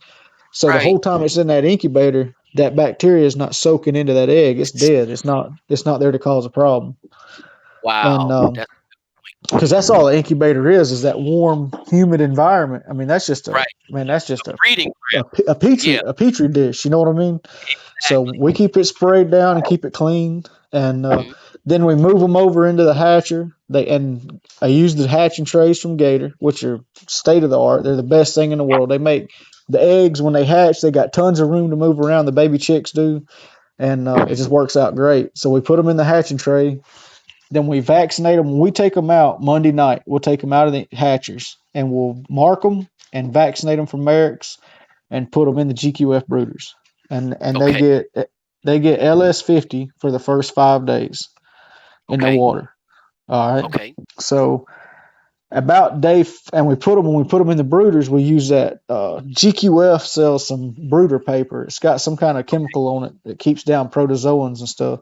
So we keep them Okay. on that for the first 3 or 4 days. We pull it Mhm. out, and then and we still feed them inside the brooders with the feeder trays and the waters inside the brooders. So they're not eating on the Okay. outside yet until they're about a Okay. week old. Then we'll open them up, put the food and water on the outside, and then we just run them through the brooders until they're 5 weeks old. At 5 weeks old, uh, I vaccinate them for MG, I vaccinate them for coryza, and I vaccinate them for pox. Um, Okay. and At the 5 whole weeks. time from day one, they get LS50 for the first 5 days, and then the rest of that chick's life until I put him in a stag pen, he's getting cord, vitamins, and apple cider vinegar in their water every day. That's the way they get it. And that's every day of their life. Every They don't day, get huh? they don't get fresh water. Nope. They get cord, apple cider vinegar, and vitamins, and vitamins, electrolytes in the water. So Every single they're day, huh? every single day. Yep. Yep, that's it. Even when we put them outside, and then we at 5 weeks we vaccinate them for the MG, coryza, and pox, and they go outside. I got big 8 foot by 4 foot wooden brooders outside. I'll put about 100 to a brooder, and they're all it is a wooden box with a door on the front and a wire floor. I keep them in there for 3 or 4 days, feed them and water them inside of it. At the end of Right. that 3 or 4 days, I also put a live trap, a wire cage live trap in front of the door every night. Okay. So the first 3 or 4 days, that live trap's up against the box. But then on Okay. the fourth day, Crystal will go out there and she'll move those live traps away from it, and those babies can come out of the box. But by that time, they're used to eating and drinking in there, and they'll go back in there at night. And so every Got you. night, she actually, Crystal went out a minute ago and put up the baby chicks outside, then comes back in after dark. We wait till right after dark. We'll go Right. outside and we'll put those live traps back inside of those brooder boxes. And the reason being, if you ever get skunks or coons or possums or anything, they're going to smell and hear those baby chicks in that box. Well, if they That's start right. coming around it, you'll see where they start trying to dig under that box. All you got to do Right. is open that live trap, and that varmint will circle that box until they walk into that live trap. And you'll have him sitting there in the morning waiting on you. So, Man, that's a good technique right there, man. That is, I yep. ain't never heard nobody do that. That is Yep. a It's a lot of awesome work. It's a No, lot of but you work. know You got what, to put man? them up That's every night awesome. and let them loose every morning. Right, right, right. But Yeah. that live trap idea, I ain't never heard nobody say nothing about like setting that live trap up like that. So that Yep. keeps it when they try to sneak they behind in there. You got to, hey, you can come on in here, but I got something waiting for you. You gonna Well, walk and your that's the behind right thing. into the trap. Yep. And that's the thing about animals is they get used to things. So if they're coming to that box every night, because I don't keep the trap set, I just have a live trap sitting there as a door. That's basically my door is a live trap. So if you got coons or possums or skunks coming around, they're going to be used to that trap being there. They're not going to think nothing about it. So if That's you right. if you start seeing signs around the box, and I got Pyrenees and Commodores and stuff, so it's not that big of a problem. But if you ever Right. do see it, mostly skunks. We have a lot of skunks here in the area where I'm at. And if you ever see where skunks are starting to get into it, you just open that live trap up, maybe throw you some sardines in there, some eggs or something, but just open it up, and they're going to be used to it being there anyway. It's not going to be a threat to them. They're going to be used to seeing it. They're going to walk right in it, never think another thing about it. Well, I tell you what, guys, if y'all watching, y'all better go ahead and check mark that, put that in a book because, like I say, that's the first time that I have ever heard anybody use that tactic and technique right there. That's awesome. I see Jesse was asking, yeah, 3 vaccination, and guys, just know also too. We already had like an hour and a half, but because Claude is going to come back later on after the interview, and he'll get into the comment section and answer. Because Claude, you got a lot of questions in the comment section, and Okay. some of the stuff you already answered in the interview. Just some people came in to the interview not at the beginning, so some of the questions Right, you right, right, already right, right. answered. So guys, if you didn't come in at the beginning of the interview, I just encourage you to watch the whole entire interview because a lot of y'all questions that y'all asking has already been answered. The ones that haven't been answered, Claude, to get into that after the interview, maybe by tomorrow or something like that, he'll get in there and he'll answer some of those questions because they got questions about the stuff that you spare on the eggs. They talking about the vaccinations at the 5 weeks. Talking about the trap. So he'll get in and answer those questions later on. Then, so that's about your first week. The first 30 days and how you Hmm. run your system. So talked about the vaccinations. Now, what do you feed them? We didn't talk about that. Baby chicks. Yes. It's just Tucker Mills medicated chick starter. That's it. Okay, so you do There's probably medicate. some better stuff out there. Yeah, I years ago we experimented with that Coxyvac vaccine, probably 3 or 4 years ago, and man, we had a horrible time with it. We lost a lot of babies. It just didn't work that year for whatever reason. So I don't Right, vaccinate for coccidiosis. So that's why they get medicated chick starter and they get cored in the water nonstop. right, I mean that's just coccidiosis is the rough. That's probably the number one killer of baby chicks, especially the young people. I remember right, when probably in 2000 I don't know, 2007, 2008, when I was really getting big trying to start raising on my own. Man, I was trying right. to raise them baby chicks on dirt floors and everything else. You just, it's hard to do that. You know what I mean? Some people can, but I can't. I never could. They get coccidiosis, and that's the most frustrating feeling in the world when them little baby chicks start sucking up and puffing up, and the next day they're dead. I mean, it's just, and it's easily cured. It's easily prevented. You just got to have the medication and the know how to get it. So, And the key is the preventive, is to right. prevent it. Because once they get Yep. it, it's pretty much about just counsel. It's like almost they done then, huh? Well, no, you can use Baycox. It's Totrazurl, a coccidiostat. I keep it on hand, and if they start getting dumpy looking, you can give it to them, and it'll bounce them back 12 hours. 15 Oh, it hours. will. They're boom. Yep. If you notice that evening when they're going to bed, they're looking kind of dumpy. If you give them Right. that stuff that morning, by that afternoon, they'll start looking better, and tomorrow morning they'll look 100% better. I mean, it's real Wow. good stuff, but it's Totrazurl. Wow. It's Baycox is the name brand, but Right. any kind of coccidiostat. I think Cocky Buster is a powder you can Right. get. Jesse Vasquez has got some. Maybe Daniel Dotson may have some. Rick Hurst has got some. But that Cocky Right. Buster is supposed to be pretty good Right. stuff. It's a Totrazurl powder, and uh, and that's good. If you ever get in a bind, it's good to have. I mean, if I ever get a group of baby chicks looking bad, they get either Baytril or a sulfa medication, some kind of antibiotic. They're going to get that, and they're going to get coccidiosis, a coccidiostat, a Totrazurl based drug at the same time. That's the first Right. thing I hit them with. First thing. So tell us this, since we talking about that type of stuff. What type of stuff that you keep on hand when it comes to that. Like what you're talking about. Do you have like a certain like a certain group of antibiotics or medicines Yeah, or stuff that you always need to yeah. have to keep on Mhm. hand? What are those?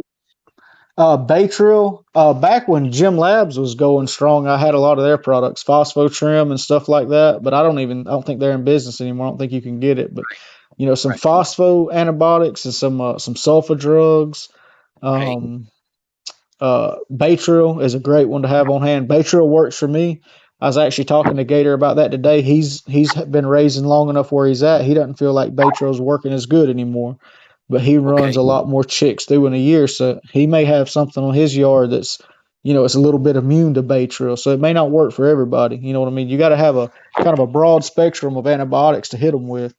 But Right. mainly, I'd use that phospho drug, and I don't really know. It's phosphotrim, I think, is the name of it. I'd take the phosphotrim or the Baytril, and Okay. that I would one of those, one or the other, and then I'd use the coccidiosis, the Baycox at the same Okay. time to cure it. So Okay. and So worming them, guys, and worm them. So what type yeah, of worm? and Let's put that in there too. Valbazen and Prohibit are the two wormers that we use. And the Okay. big thing is, like, it got us last year. We got Sindel mentioned it. There's a poultry diagnostics lab right down the road. See, I'm right here in Hansville. It's about a mile and a half down the road from my farm. And so Okay. if we get any sick baby chicks, we run them up there to the poultry diagnostics lab. And what I had Right. last year, I was worming, but we had one group in one box that we skipped. It was like 2 weeks longer than we're supposed to between worming, and we had a few Okay. of them start getting sick, and it wasn't a bad deal. But we took them up there, and they said they wasn't sure, but it looked like it could have been blackhead. Histomoniasis is what that is, and that comes from worms, or actually earthworms and stuff like that that they eat, and Right. then they get intestinal worms that carry it and it attacks their liver. They have a star like patch on their liver, and uh, and so that's Wow. what we had hit us. And the way to cure it is stay on top of worming. I mean, they'll give you some medication that you can give them to get them over it. But my thing is, especially with Showcox, he's going to have that scar on his liver for the rest of his life. So he's not going to be 100%. You know what I mean? Yeah, that's So exactly right. So they that's get why physical. is always more important, Yep. or always better approach than trying to fix it. Yep. So those are the things. So guys, he ran through what he keeps on a farm as far as antibiotics, penicillins, medications, wormers, all that kind. He ran through his vaccinations. And if you haven't heard it, just go back through the interview. So all of these things is pretty much redundant, season after season after season. You got your system in place because it works, and that's what you just keep using that same redundant system season after season. Correct? Yes, sir. So Yep. so tell me this: since this is the year that you will be hatching the most amount of chicks that you have ever hatched, is there any extra things that you added to your arsenal? What kind of things have you changed? You know what I'm saying? I, Since this the big okay. year. So first off, I guess 2 years ago, Crystal quit her job and moved, stayed home to be pretty much farm manager. You know what I mean? So that's Okay. one Okay. thing we've done different to have that many. The second thing is I've moved my mother-in-law and I hired a guy named DJ. Him and his girlfriend moved up here, so I've got a crew of farm hands now. I've got plenty of help, and that's the biggest thing. Like if you're gonna have a lot of chickens, you need a lot of help because it may be something as simple as a rooster getting caught up around a clump of grass. You know what I mean? If Right. if you got people at the house, they're constantly in and out of the yard, this and that. They're going to catch stuff like that. You're not going to lose roosters to that. If you're That's off right. by if you're a one man show, say, and working man, and you come home in the evenings and try to feed up. Or sometimes I know people that feed up after dark, and then the roosters got to eat it that morning when they get up. They'll go around and Right. feed in the dark, and the Right. chickens will eat the next morning. That's the way they do Right. it. That works for them. But when Mhm. you get to like, the bigger you get, the more hands on deck you need. People that you can rely on that walk through you know through the dome pins, through the tie cords. If a stag's not eating that day, I expect DJ or Kim, my mother-in-law. They're the ones that feed, and Right. basically they feed the dome pins and the tie cords, and then Crystal takes care of the baby chicks in the barn.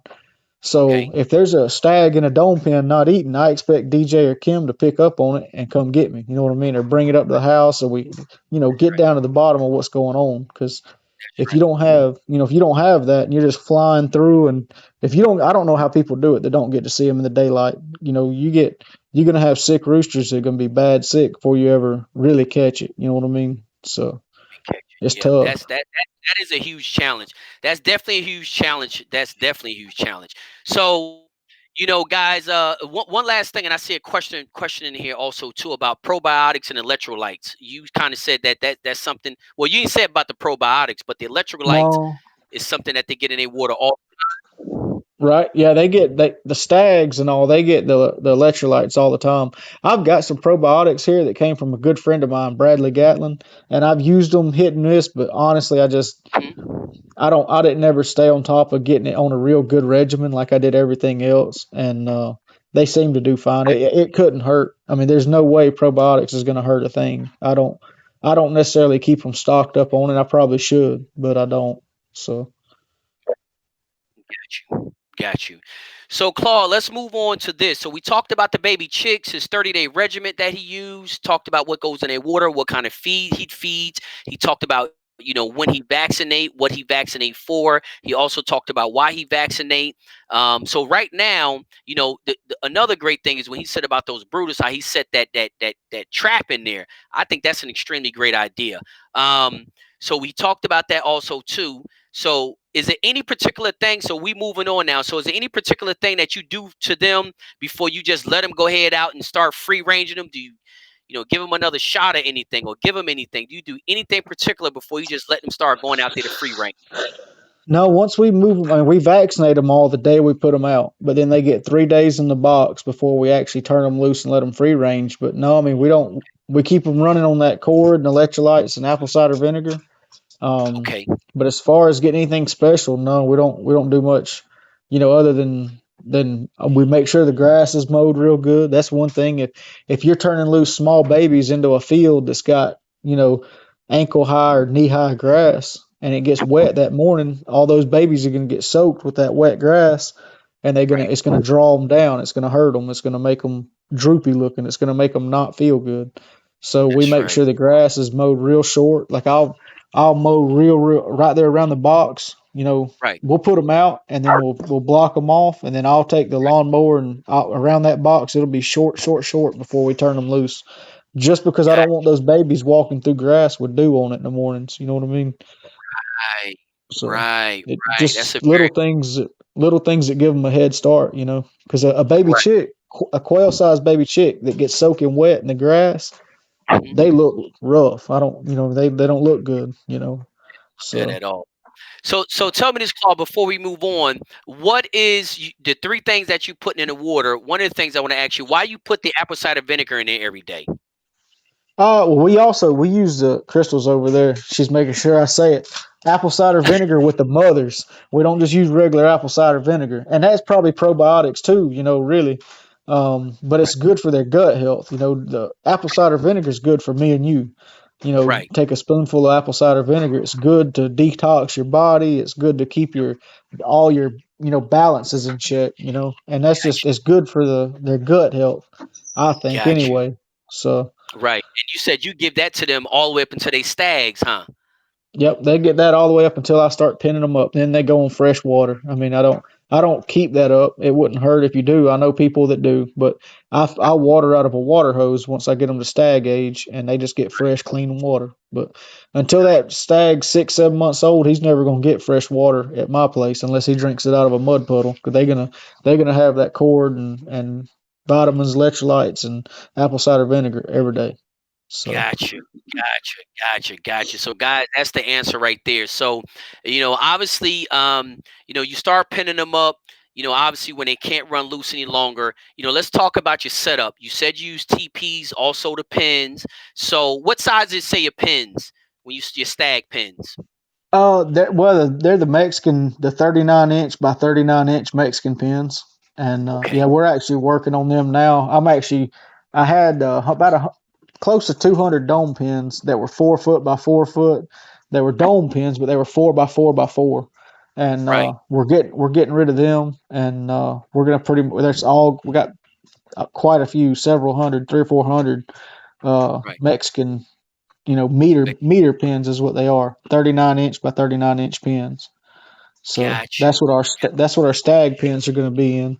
My teepees are a little bit unique. They're a little bit taller. They actually came from another person that's just been a tremendous influence on me. The Dodge City guys.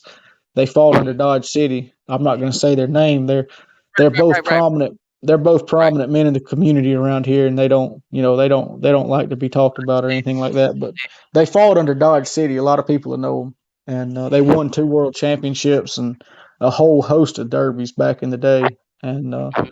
but so when they got out of it, I got all their TPs from them, and so I've got a couple hundred big 4 foot TPs, and that's bigger than what most people have, but that's what they had, and that's what mine are. Wow. Four So foot TPs, huh? yep, yeah, they're 4 foot. By the time you lean them together, they're about 3.5 foot tall. They're pretty tall. They're up about chest high on me. So Wow. Wow. So you have those. So okay, so tell me this, Claude. So we talked about, you pinning them up with stags, right? You know, what age do they come out of the stag pins to the tie cords? okay. Um, Well, I mean, you want to try to. I want to try to get them out as soon as their spurs are hard, where they can stay on a cord if I've got the room. But if I've got a bunch of cocks out there, they may have to wait until they're bull stags. 18 months old. They may be a little older than I want. But Hmm. ideally, you'd want to get them out as soon as you can. I mean, the longer they're in those pens, the longer you're going to have to deal with them getting water in their pens and getting muddy, or you know, Right. eat. Anytime, which I feed in cups on the outside of the Right. pens. But anytime you're feeding in a pen, if he's eating where he's pooping, I mean, he's gonna be susceptible to get sick, get the greens. Yeah. There's a whole host of things that come with being in a pen. So as Right. soon as you can get them out, I recommend getting them out as soon as they got good hard spurs where you can put them on a Right. tie cord and they won't hub their spur, won't hull their spur. Right. Right. I would try to get them out.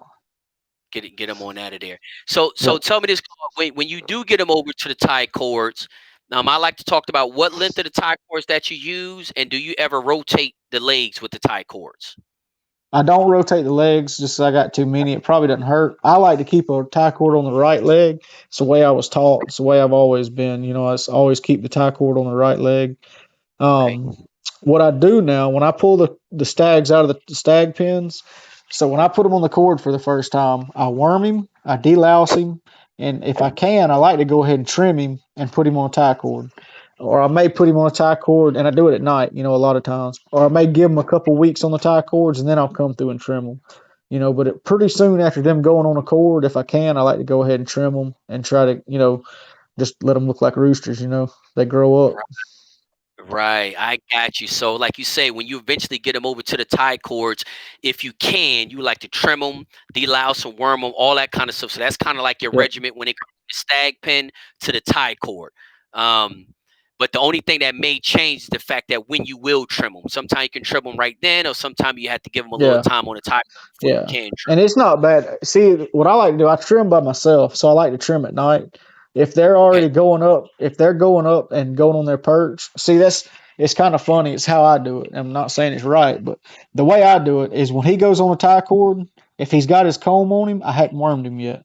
So I like to make sure that's the way I can keep up with. If I put one on a tie cord and he's not trimmed yet, I know I hadn't wormed him yet. So if he's a trimmed cock on a tie cord, I know I've already given him his worm pill and deloused him. So he should be good to go for a couple months anyway. So I use his comb. I use that to tell me whether or not he's had his wormer and his delousing. So yep, if I put him over on the tie cord and he's trimmed, if I anything I see out there on the tie cord that's trimmed, I know, if it's that time of year where I got a lot of bull stags out there, I know he's already got his worm pill and he's already been deloused. He should be good to go. So, yeah, if I put them out on tie cords, I try to obviously when I take them from pin to cord, I want them to be wormed and deloused as quick as possible because it gives them a right, fresh start. They got their own grass for the first time in several right, months. You want their digestive system clean for all the new food they're going to start taking in because when they're in a dome, they're in a dome pen or a stag pen, they're not getting a lot of green grass and all that kind of right. stuff. So That's right. and a lot of That's right. grubs and bugs and stuff. There's a lot of stuff they can get on the tie cord that you can't take to him in a pen. So I Take just two I minutes. like to delouse him and worm him so his guts are ready to get the nutrients out of whatever he's going to eat. Got you. Got you.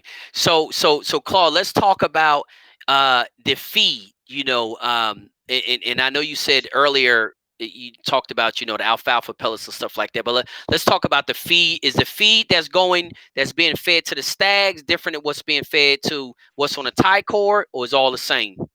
Okay, so I've got the same feed. It's the same feed I feed the stags, cocks, same feed I feed in the keep.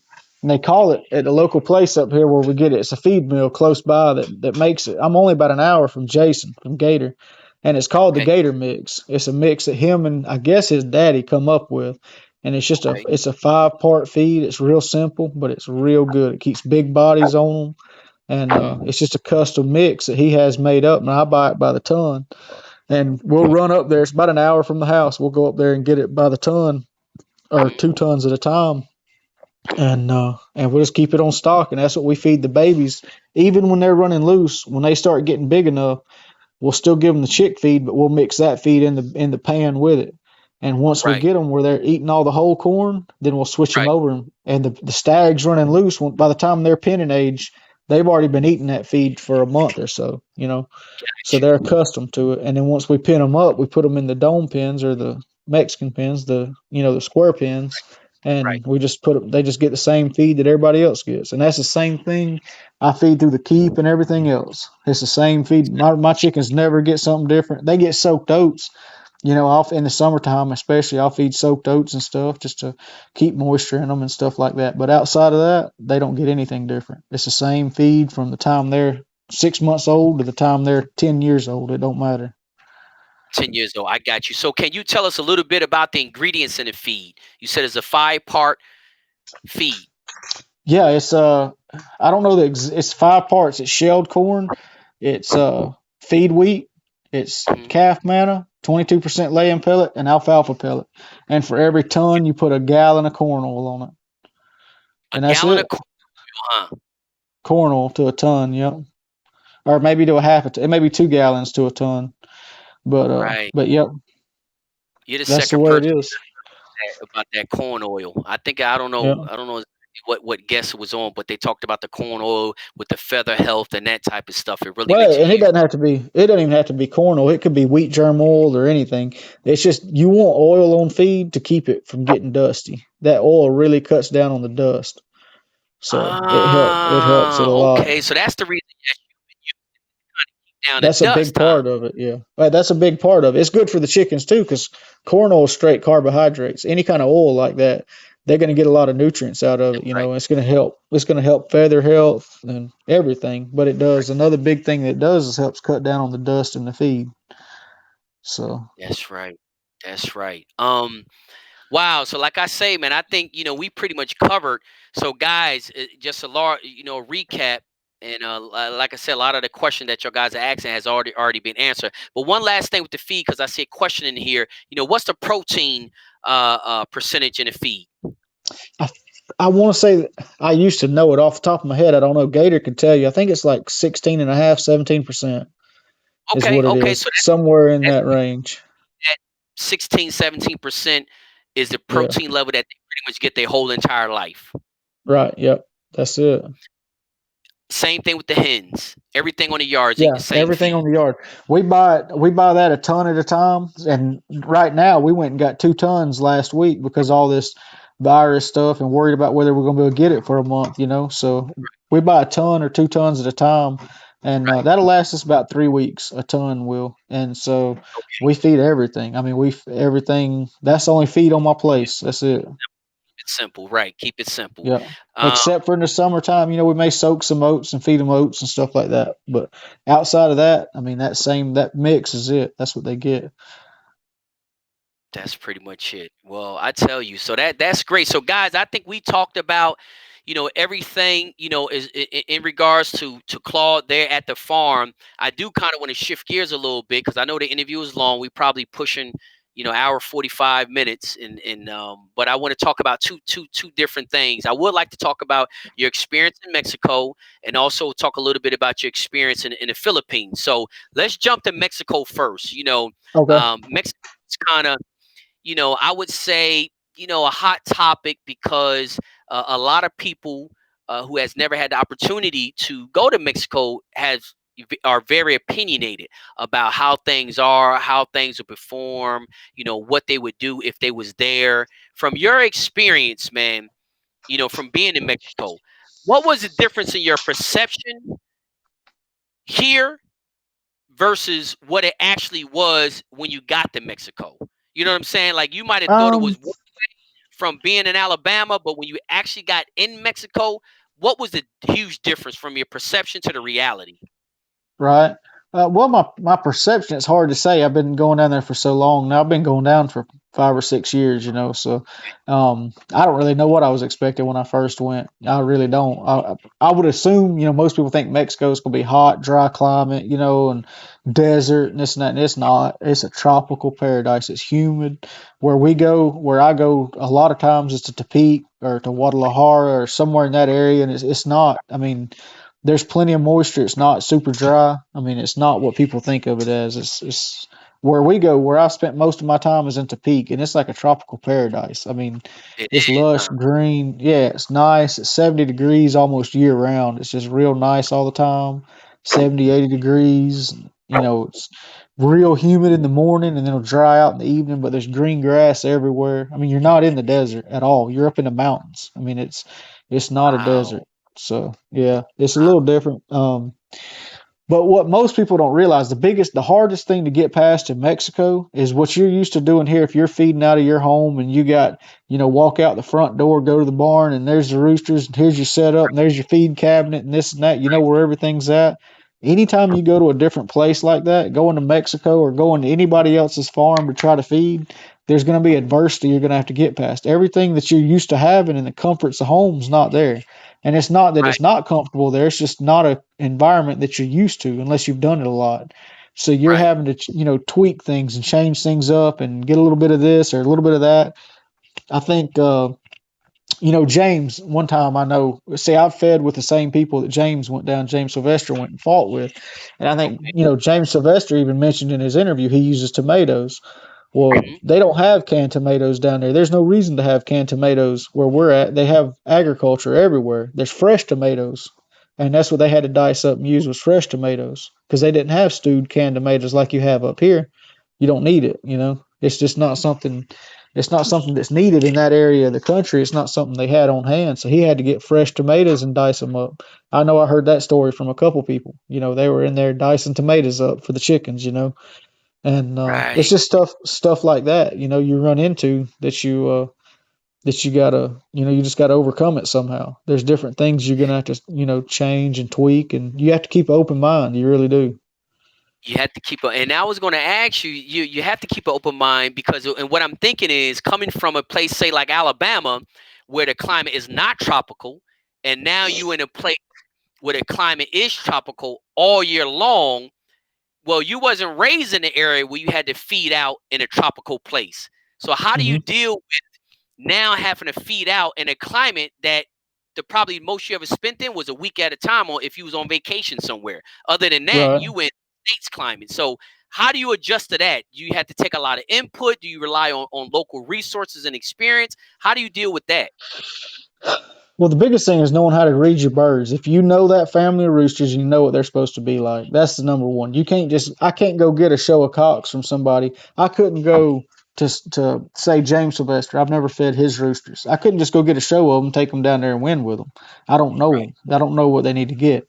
When right, I fought the GAF World Championship down there in Topeka a couple years ago, I went down and stayed a month, and we fed them. Me and Rodney did. Me and Rodney went together, and we fed those roosters. We lived in the Gator, the rooster farm. We lived there. We stayed there. I mean, we poured our heart and soul into those roosters, and we finished third. We had a 3-2 score, which wasn't bad. We didn't win the Derby. We had one we lost that we should have won, and we had one we lost that we just got smoked on. But if we'd have that one we should have won, we caught some bad luck. If we'd have won that one, we'd have split it with the other 10 people that split the Derby. But right. anyway, we fought good. I couldn't ask no more out of them. Our roosters give me everything they had, but I didn't do a whole lot different. I had to pull water a little bit, and I just feeding them through the keep. I read them. I knew where they were at. And I knew where they were supposed to be at. And I tell you something funny. I had one rooster in that show. Going back to Gator, y'all think I'm sales pitching for him, but he's smart. This is an example. If any of y'all remember that Derby, they got videos of it. There's a little bobtail rooster we fought. He had a bad tail, no good tail. I think the commentator online was kind of making jokes about him, like where was his tail and this and that. He was a little bobtail rooster, but he was a monster. He was a booger bear, but he Right. wasn't quite right. And the day of the show, he wasn't 100%. I called Jason in there. We weren't even turned in together. I mean, nothing. I just called him. I was like, man, I know you got a million tricks. You know what I mean? I said, what do you think he needs? He said, man, he said, you think I'm crazy, but I'd go in there to that fruit stand over there and get some fruit and give him a little bit of watermelon or something. And I said, okay, because he wasn't right. You know what I mean? He said, I'd start pecking on it every hour. And so that's what I did, about a thumbnail sized piece of fruit, uh, guayaba or watermelon or something, cut him a piece up and give it to him. And by the time we fought that rooster, I'm not 100. I think we may have matched into Ray Cortez with it, with that rooster. I'm not 100% sure, but man, he was just on fire. I mean, he come around, and it's just a little trick you pick up from somebody. But we turned him around the day of the show. He wasn't right. We called him Watermelon. That fellow I fight with, Tony Sandoval, he still got that rooster down there. But Get at it. yep, He still we got named him. Yeah, he still got him. He's probably breeding him. I don't know, but yeah, he was a good little rooster. But he was a little bobtailed rooster. But we named him Watermelon. But just there's little wow. tricks like that. You just got to stay on top of them, and don't be afraid to ask. If you got somebody like that, if you're lucky enough to have somebody like Jason to look up to Right, and to ask advice from, right. ask them. Don't be too proud to ask them because they probably got something that might work, and it may not have worked. You know what I mean? But it worked that day. It made a big difference. Right. But the key is, like you were saying, is understanding and knowing your rooster and being able to read them, because you're Yep. actually feeding out or pointing out in an environment that a lot of people actually probably never even been in a tropical environment. And then, like I said, if Right. you had been in a tropical environment, probably was on vacation. You wasn't Hmm. pretty much having roosters on in no tropical environment. So that is one of the things that, like I said, I wanted to talk about a guy coming from Alabama. Never, now I'm talking about before you went to Mexico, never feeding out anything in a tropical climate. Now you're in a place where you got to feed out in a tropical climate. And you said the key was you was able to read your rooster. So regardless Hmm. of what climate it was, you was able to tell what was going on with him, and you just made adjustments based on that. Yep. If you know that family of roosters, my opinion is, if you know that family of roosters, and I mean, if you fed 200 or 300 of them, and you know what they're supposed to be like, you know what it takes to get them there, then you should be able to take them anywhere in the world. And if you got a month to play with them, and if you're doing your job and working with those roosters, and you're not off chasing girls and having fun and not paying attention to them, if you're doing what you're supposed to do, you'll get them. You can get them there, no matter what environment you're in, because you know what that rooster's supposed to be like. Now, if you're taking a family you don't know, you're guessing. Every family is different. You know what I mean? But if you know That's right. what that family of roosters, when you get them right and you have them Right. feeling like they're supposed to, and that's when they win for you, then Right. if you're open minded and not just if you follow it, if you got a keep written out, that's what drives me nuts about written keeps. People got written keeps.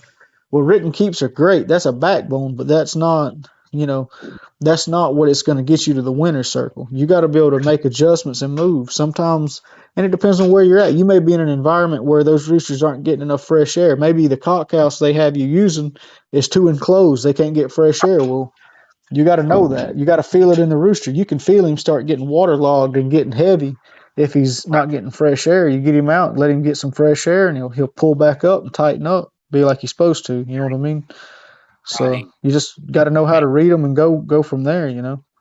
So I guess, So guys, so like I say, I mean, he's pretty much letting really what is going to take it. It is not no magic as far as going down it. A magic is understanding what you taking, understanding what you're dealing with, like knowing your birds, period. Regardless if is you're in tropical climate now, you're in dry climate, 2 weeks from now, whatever the case is you have to be able to read your rooster in order to know how to adjust. If you can't read them, it doesn't make a difference. You just really just totally gambling at all because you don't know exactly and what's and going you know how you learn that, Jim? You on. Uh-huh. lose a bunch of fights. You win fights, you lose fights. That's how Right. you learn them. That's the That's only way you can do it. I mean, it ain't right. all roses. You know what I mean? So Right. sometimes it works out and you look like a hero, and sometimes it don't. And you look like a zero. But if you learned something from them and were open minded to it and took something away from it, it was a win either way. You know what I mean? Right.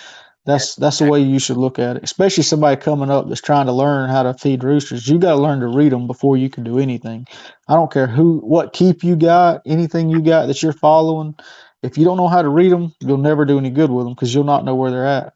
You know. And it takes experience. Like you say, the keep is the backbone. That's a guideline. There's no, the keep is the guideline as a base, but it's a whole bunch of other stuff that has to go with that. And learning the rooster, you can only learn them by working with them. No different than a piece of machinery. You can only learn Hmm. how to work that drill, or you can only learn how to drive a car. The more you drive it, the better you'll understand how it reacts, how it handles, how it accelerates. And that's basically what you're saying with the rooster. You're going to have to keep working with them, and a lot of times you're going to take some losses and some wins, but you're not going to be able to avoid working with that bird to understand how that birds react, understand what he needs to do, and you can never get that just from an observation of a keep. A keep is a backbone or a guideline, but you still is a whole lot more to it than just to keep, running through that Yep. regiment. So you said that's pretty much what was your success is you knew your birds. You knew your birds, you knew when they wasn't right, you knew when they were right, and you knew what you needed to do to keep them right, basically. Yeah, and sometimes I didn't. Like with that watermelon rooster, I wasn't Right, 100% because he felt wet. You know what I mean? And I wasn't right, 100% sure what to do. And that's why I went and got Gator. And Gator's like, give him some sugar, give him some fruit. You know what I mean? Something that's right, got some glucose in it and get his sugar levels up. And that's what we did, and it worked. I would have never pecked that rooster on any kind of wet food. I'd have pecked him on pellets or something else. It would have probably took him the total wrong direction. But I learned something right, that day. You know what I mean? And learned something without paying a big price. We won. He looked good, and we right. learned something. So, Right, exactly. So tell me this before we move on to the Philippines. In that month that you were down there, was it a big change or was it a lot of work to maintain the birds for that month that you were there? well, the big thing is with them, with bringing them in and showing them somewhere like that. The big thing is keeping them happy. A lot of people said, "Oh, you're gonna have them down there too long," and this and that. The big thing, we were moving them every day. We were keeping them fresh. They never drank anything but bottled water. They didn't get the local water. You know what I mean? They got something they were used to. I give them antibiotics. Hmm. Before they ever were in his farm, I give them antibiotics before they showed up to his farm. I give them antibiotics when they got to his farm. So it Okay. just kind of helped them keep from stressing coming to the new environment. If they picked something up along the way, we stamped it out. Um, Hmm. we moved them, kept them fresh. We didn't work them a whole lot. They'd been pre-kept at the farm that they came from. They'd been pre-kept, Hmm. um, so they were in good flesh. It's just keeping them mentally happy. That was all it was. It wasn't real hard, but it took a lot of physical, moving around and paying attention to them and watching them and giving them your heart and soul. Because if you just throw them out there in the pen and let them sit for 2 or 3 weeks and drink Right, nasty water, and then you're going to right, try to take them and show them somewhere on the big stage, it's not going to work. It's a mental game, you right. know. That's right. That's right. So that's how, guys, he talked about, again, the experience that he had in Mexico was a totally different climate that he was raised in. So he was able to adjust, but he kept a very open mind. He totally understood his birds. He knew how to read them. He wasn't too proud to ask for some help when he got stuck, and that's kind of what led to his success. So shifting gears one more time over to the Philippines. How was that? And how long did you say you stayed in the Philippines? About 5 weeks, a little over a month, I was over there. Okay. So, yeah, So it was. so that climate is almost it's kind of tropical too, also in the Philippines, isn't Yeah, it? but it was different. See, to peak, the humidity goes away.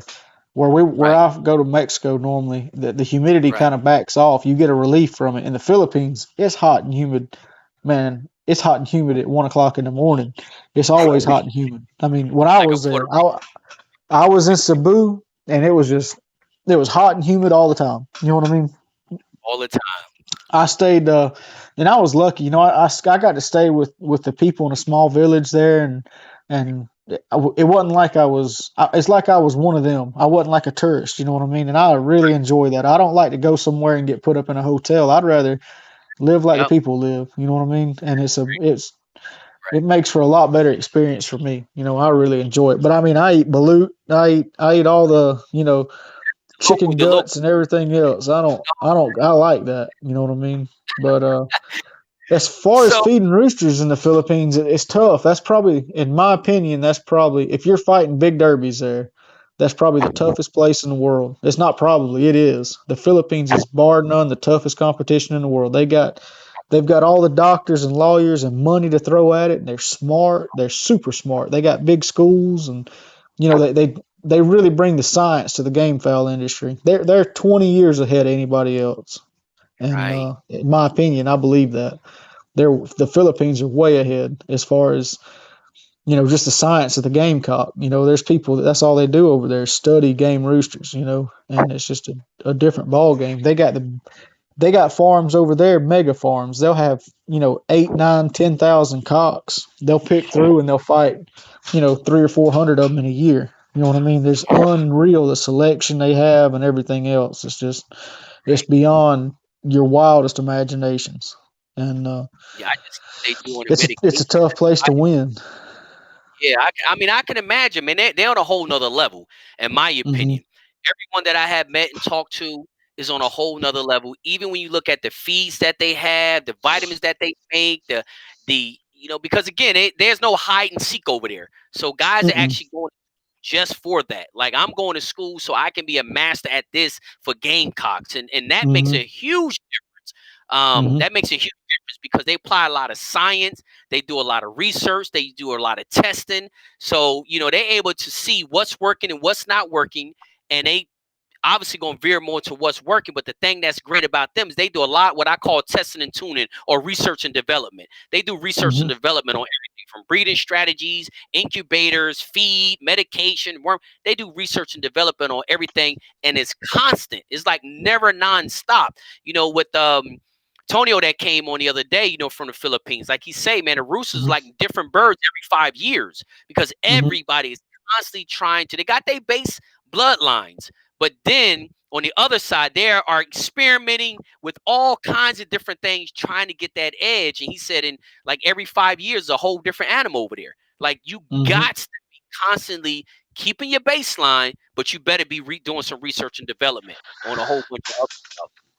Yeah, I mean it's a different ball game over there. I mean that was a ways back. That I will tell you this: anybody that thinks they're going to go make a living fighting roosters in the Philippines, they got a hard road to hoe if they coming from the states, because they're behind the eight ball before they ever even show up. They're behind the eight ball. I mean they really are. So I did well. I was fortunate. We fought a couple derbies. We didn't win any derbies. We won some hack fights. We had, I think we fought 13 or 14 hack fights. I think we only lost one or two, and it was a good time. I had a great time over there. But it is a man, it is a hard game to play over there. Hard You game, huh? really have to have the best roosters. I mean, it's smart, fast, cutting, everything. Right. I mean, they got to have it all. They got to have So it all. Competition is yeah. fierce. So tell me this, did you see a difference? Well, you just talked about different characteristics and stuff like that of the rooster. But as far as like conformation and structure and station and all that, how did the birds seem differently built since they Oh playing with a yeah. weapon? What Yeah, did they you were notice? taller. A lot of the roosters, and it really is to their detriment. Really, a lot of times they would fight roosters that were, in my opinion, a little bit too tall, and they might be good in the break, but they'd be a little clumsy on the ground and stuff like that. That's the only way you'd get an advantage. I know I fought a little Dog Island Gray. He was a pure one. We fought him when we were over there, um, and he was a little short rooster. The gaffer he didn't even have a knife short enough to heal this rooster. He's just a medium station rooster, but over there he was medium low. I mean, he was Right, pretty short, and he was into a big, tall hatch rooster. That was probably 3 or 4 inches taller than him. right, And that's where good cutting roosters come out on top, and that's the thing in the Philippines. That's how that little gray won. He as soon as he got to that hatch rooster, he cut, and he killed him. It was over with. We didn't even, I think we won clean. If we got cut, it wasn't much of a cut. But right.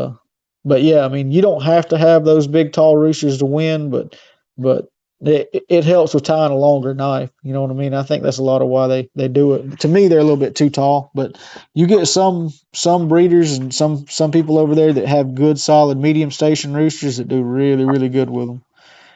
Medium high. So, Right, right. Well, but that's, I mean, in general, they want big tall ones. In general, that's what they want. Yeah. right. That's kind of what I seen Big Tall was. They always say, "Oh, because the weapon is so long," and I'm like, "You right, because like a Hmm. samurai sword. That thing Oh is yeah. huge, man. Jesus Right. Christ." Yeah. So I guess you would have to have something, at least tall. But Tony was saying, medium, like you say, not low medium, but more of a high medium is probably the Hmm. shortest that you're gonna probably be able to work with over there. Yep. Yep. And that's probably the ideal height, in my opinion, because you can still tie a good sized knife, but you just, in my opinion, if I and I had, man, I was there a month. That was it. Now I had a partner over there for a while, but as far as I'm no expert on the Philippines by a long shot. There's people out there that know a lot more than I do. But in my Right, opinion, if I was going to go over there and try to fight big time, I'd be fighting medium high. But real medium high, right, not right. Real not real medium high. tall. Yeah, not super Right. super tall. Another thing Right. too is people when they start breeding tall roosters, they're not necessarily breeding tall roosters. They start breeding straight-legged cocks, and that's something if you look at. I don't like a rooster that's got straight legs. If his leg, when I say straight legs, I mean from his thigh, from his upper thigh, all the way Hmm. down to his foot is straight. There's no bend to it. I like a rooster that's got a little bend, a little recoil. But a straight-legged rooster, you think about having to draw a punch back. Well, if your Right. arm's like this and you got to draw a punch back, you got to pull Right. back farther before you can come forward. That's And right. a rooster that's got a good balance and a little bit of set to his leg, he's already recoiled. He's ready to throw his leg. So That's right. I That's don't. right. Because you That's already what got the I see recoil it. kind of built in. It's like the bent legs one already got the recoil built in. The straight leg ones got to get the recoil and then shoot out. But you like Yep. them when they got a little bend in there because they already got it's like a spring half cock. It's like it's already half. Generally, Mhm. generally, I think roosters like that are more accurate if they've got a little bit of exactly a little bit of spring, little bit of cock already to it, a little bit of set in their leg. Mhm. It's and I don't mean the actual leg will be straight. It's hard No, to I know. explain. Yeah, but I the know angle, exactly. yeah, Right. yeah. The angle I on it. think The they're a angle. little bit more accurate because when they're throwing that leg, they're already ready to throw it. When they break up in the air, their leg's already there to throw it. You know what I mean? That's So right. That's I think they a exactly lot right. of times they cut a little better, a little bit accurate. Yep, that makes it a lot of sense. Well, guys, man, this has been a we at Claude. Just so you know, we at the 2 hour mark, or probably a little over 2 hour mark. Um, but this has been an excellent show tonight. I know some of y'all guys get fatigued, but a lot of y'all guys don't. Y'all love these long interviews. I know when we first started out, I thought they were gonna be like 45 minutes, and I think we maybe have 145-minute interview since we started this journey to the pit. But listen, I know we can talk chickens all night, but Claude has laid out some very, very good information. Just to give y'all guys a recap, we talked about his blood. First of all, we talked about how he got started. We talked about his different lines that he have on a yard. We talked about the history of all those lines that he has on a yard. He talked about how he maintains them. He talks about how he breeds, how he hatches, how to use the incubator, the brooders. He talked about the size. We talked about before they free range. I mean, if you go back and watch this whole interview from the beginning, it's an extreme amount of information. Talked about his experience in Mexico. Talked about his experience in the Philippines. It's a wealth of information in this interview. I encourage y'all guys, if you came in midway, halfway, whatever, go back to the beginning of the interview. I know it's a lot of questions in there. A lot of those questions Claude has already answered. So that's why I encourage you to watch the interview from the beginning. But Claude, when he get a chance, either later this evening or tomorrow, when he get a chance, he'll get in the comment section and he'll address the rest of those questions that we didn't have opportunity to talk about during this interview. But again, guys, it's been an awesome interview. Claude, I greatly appreciate you coming on to the show. Oh, and just for the record, Claude's wife, Crystal, was the first lady, female cocker, to ever come on Journey to the Pit, just to so y'all guys know. And I encourage y'all guys to go back. I think I have our interview on YouTube, but go back and watch her interview because Crystal talks about the other side of Little Creek. She didn't talk about everything that Claude talked about tonight. Crystal, his wife, didn't talk about none of that stuff. So it's actually two different interviews from the same farm, but two different perspectives because they got two different total responsibilities. So I encourage y'all guys to go back and watch Crystal's interview because she talks about all the other stuff, how the yard is ran, how she feed. I mean, it's a whole lot of stuff. And like I said, it's a whole nother interview, and it's over an hour long. It's about an hour and a half long. So again, guys, I encourage y'all to go. If y'all want to see the other half or the other side of Little Creek Farm, go and watch Crystal Vaughn's interview, which is awesome. And Claude came on tonight and gave the second half of the interview, the other stuff that Crystal didn't talk about. He gave as a wealth of information, guys. Again, I promise you, is something you learn. I learned something from every interview. I learned that this one, that technique with that brooder, that catch cage in a brooder, um, given the apple cider vinegar and electrolytes throughout the whole time. I mean, every single day. I'd have never thought you would give it to them every day, but obviously it's working. You giving it every single day, and you're not having any problems, any kind of defects, or any kind of drawbacks from giving them that water like that with that mix in it every single day until they become stags. Correct? Yes, sir. Yep, that's it. That's what I'm saying, dude. That's one of the reasons I say when somebody tell you something can't be done, I always run into somebody who's doing the exact same thing they said couldn't be done. I find somebody doing it and it's working. A lot of people told me that couldn't be done. A lot of people told me, no, I only give it to them a couple times a week. You don't want to give them to them more than a couple times a week because this, and this. And now you come on the show and like I give it to them every day for about 6 months in a row, every single day for 6 months in a row. So again, guys, that's why it's important. And Claude made a point out of it to keep a very open mind. Just because something didn't work for somebody else doesn't mean it ain't gonna work for you. And just because it worked for somebody else don't mean it will work for you. So that's pretty much it. That's all I got. Claude, you got any closing words, man, before we close this 2 hour interview out?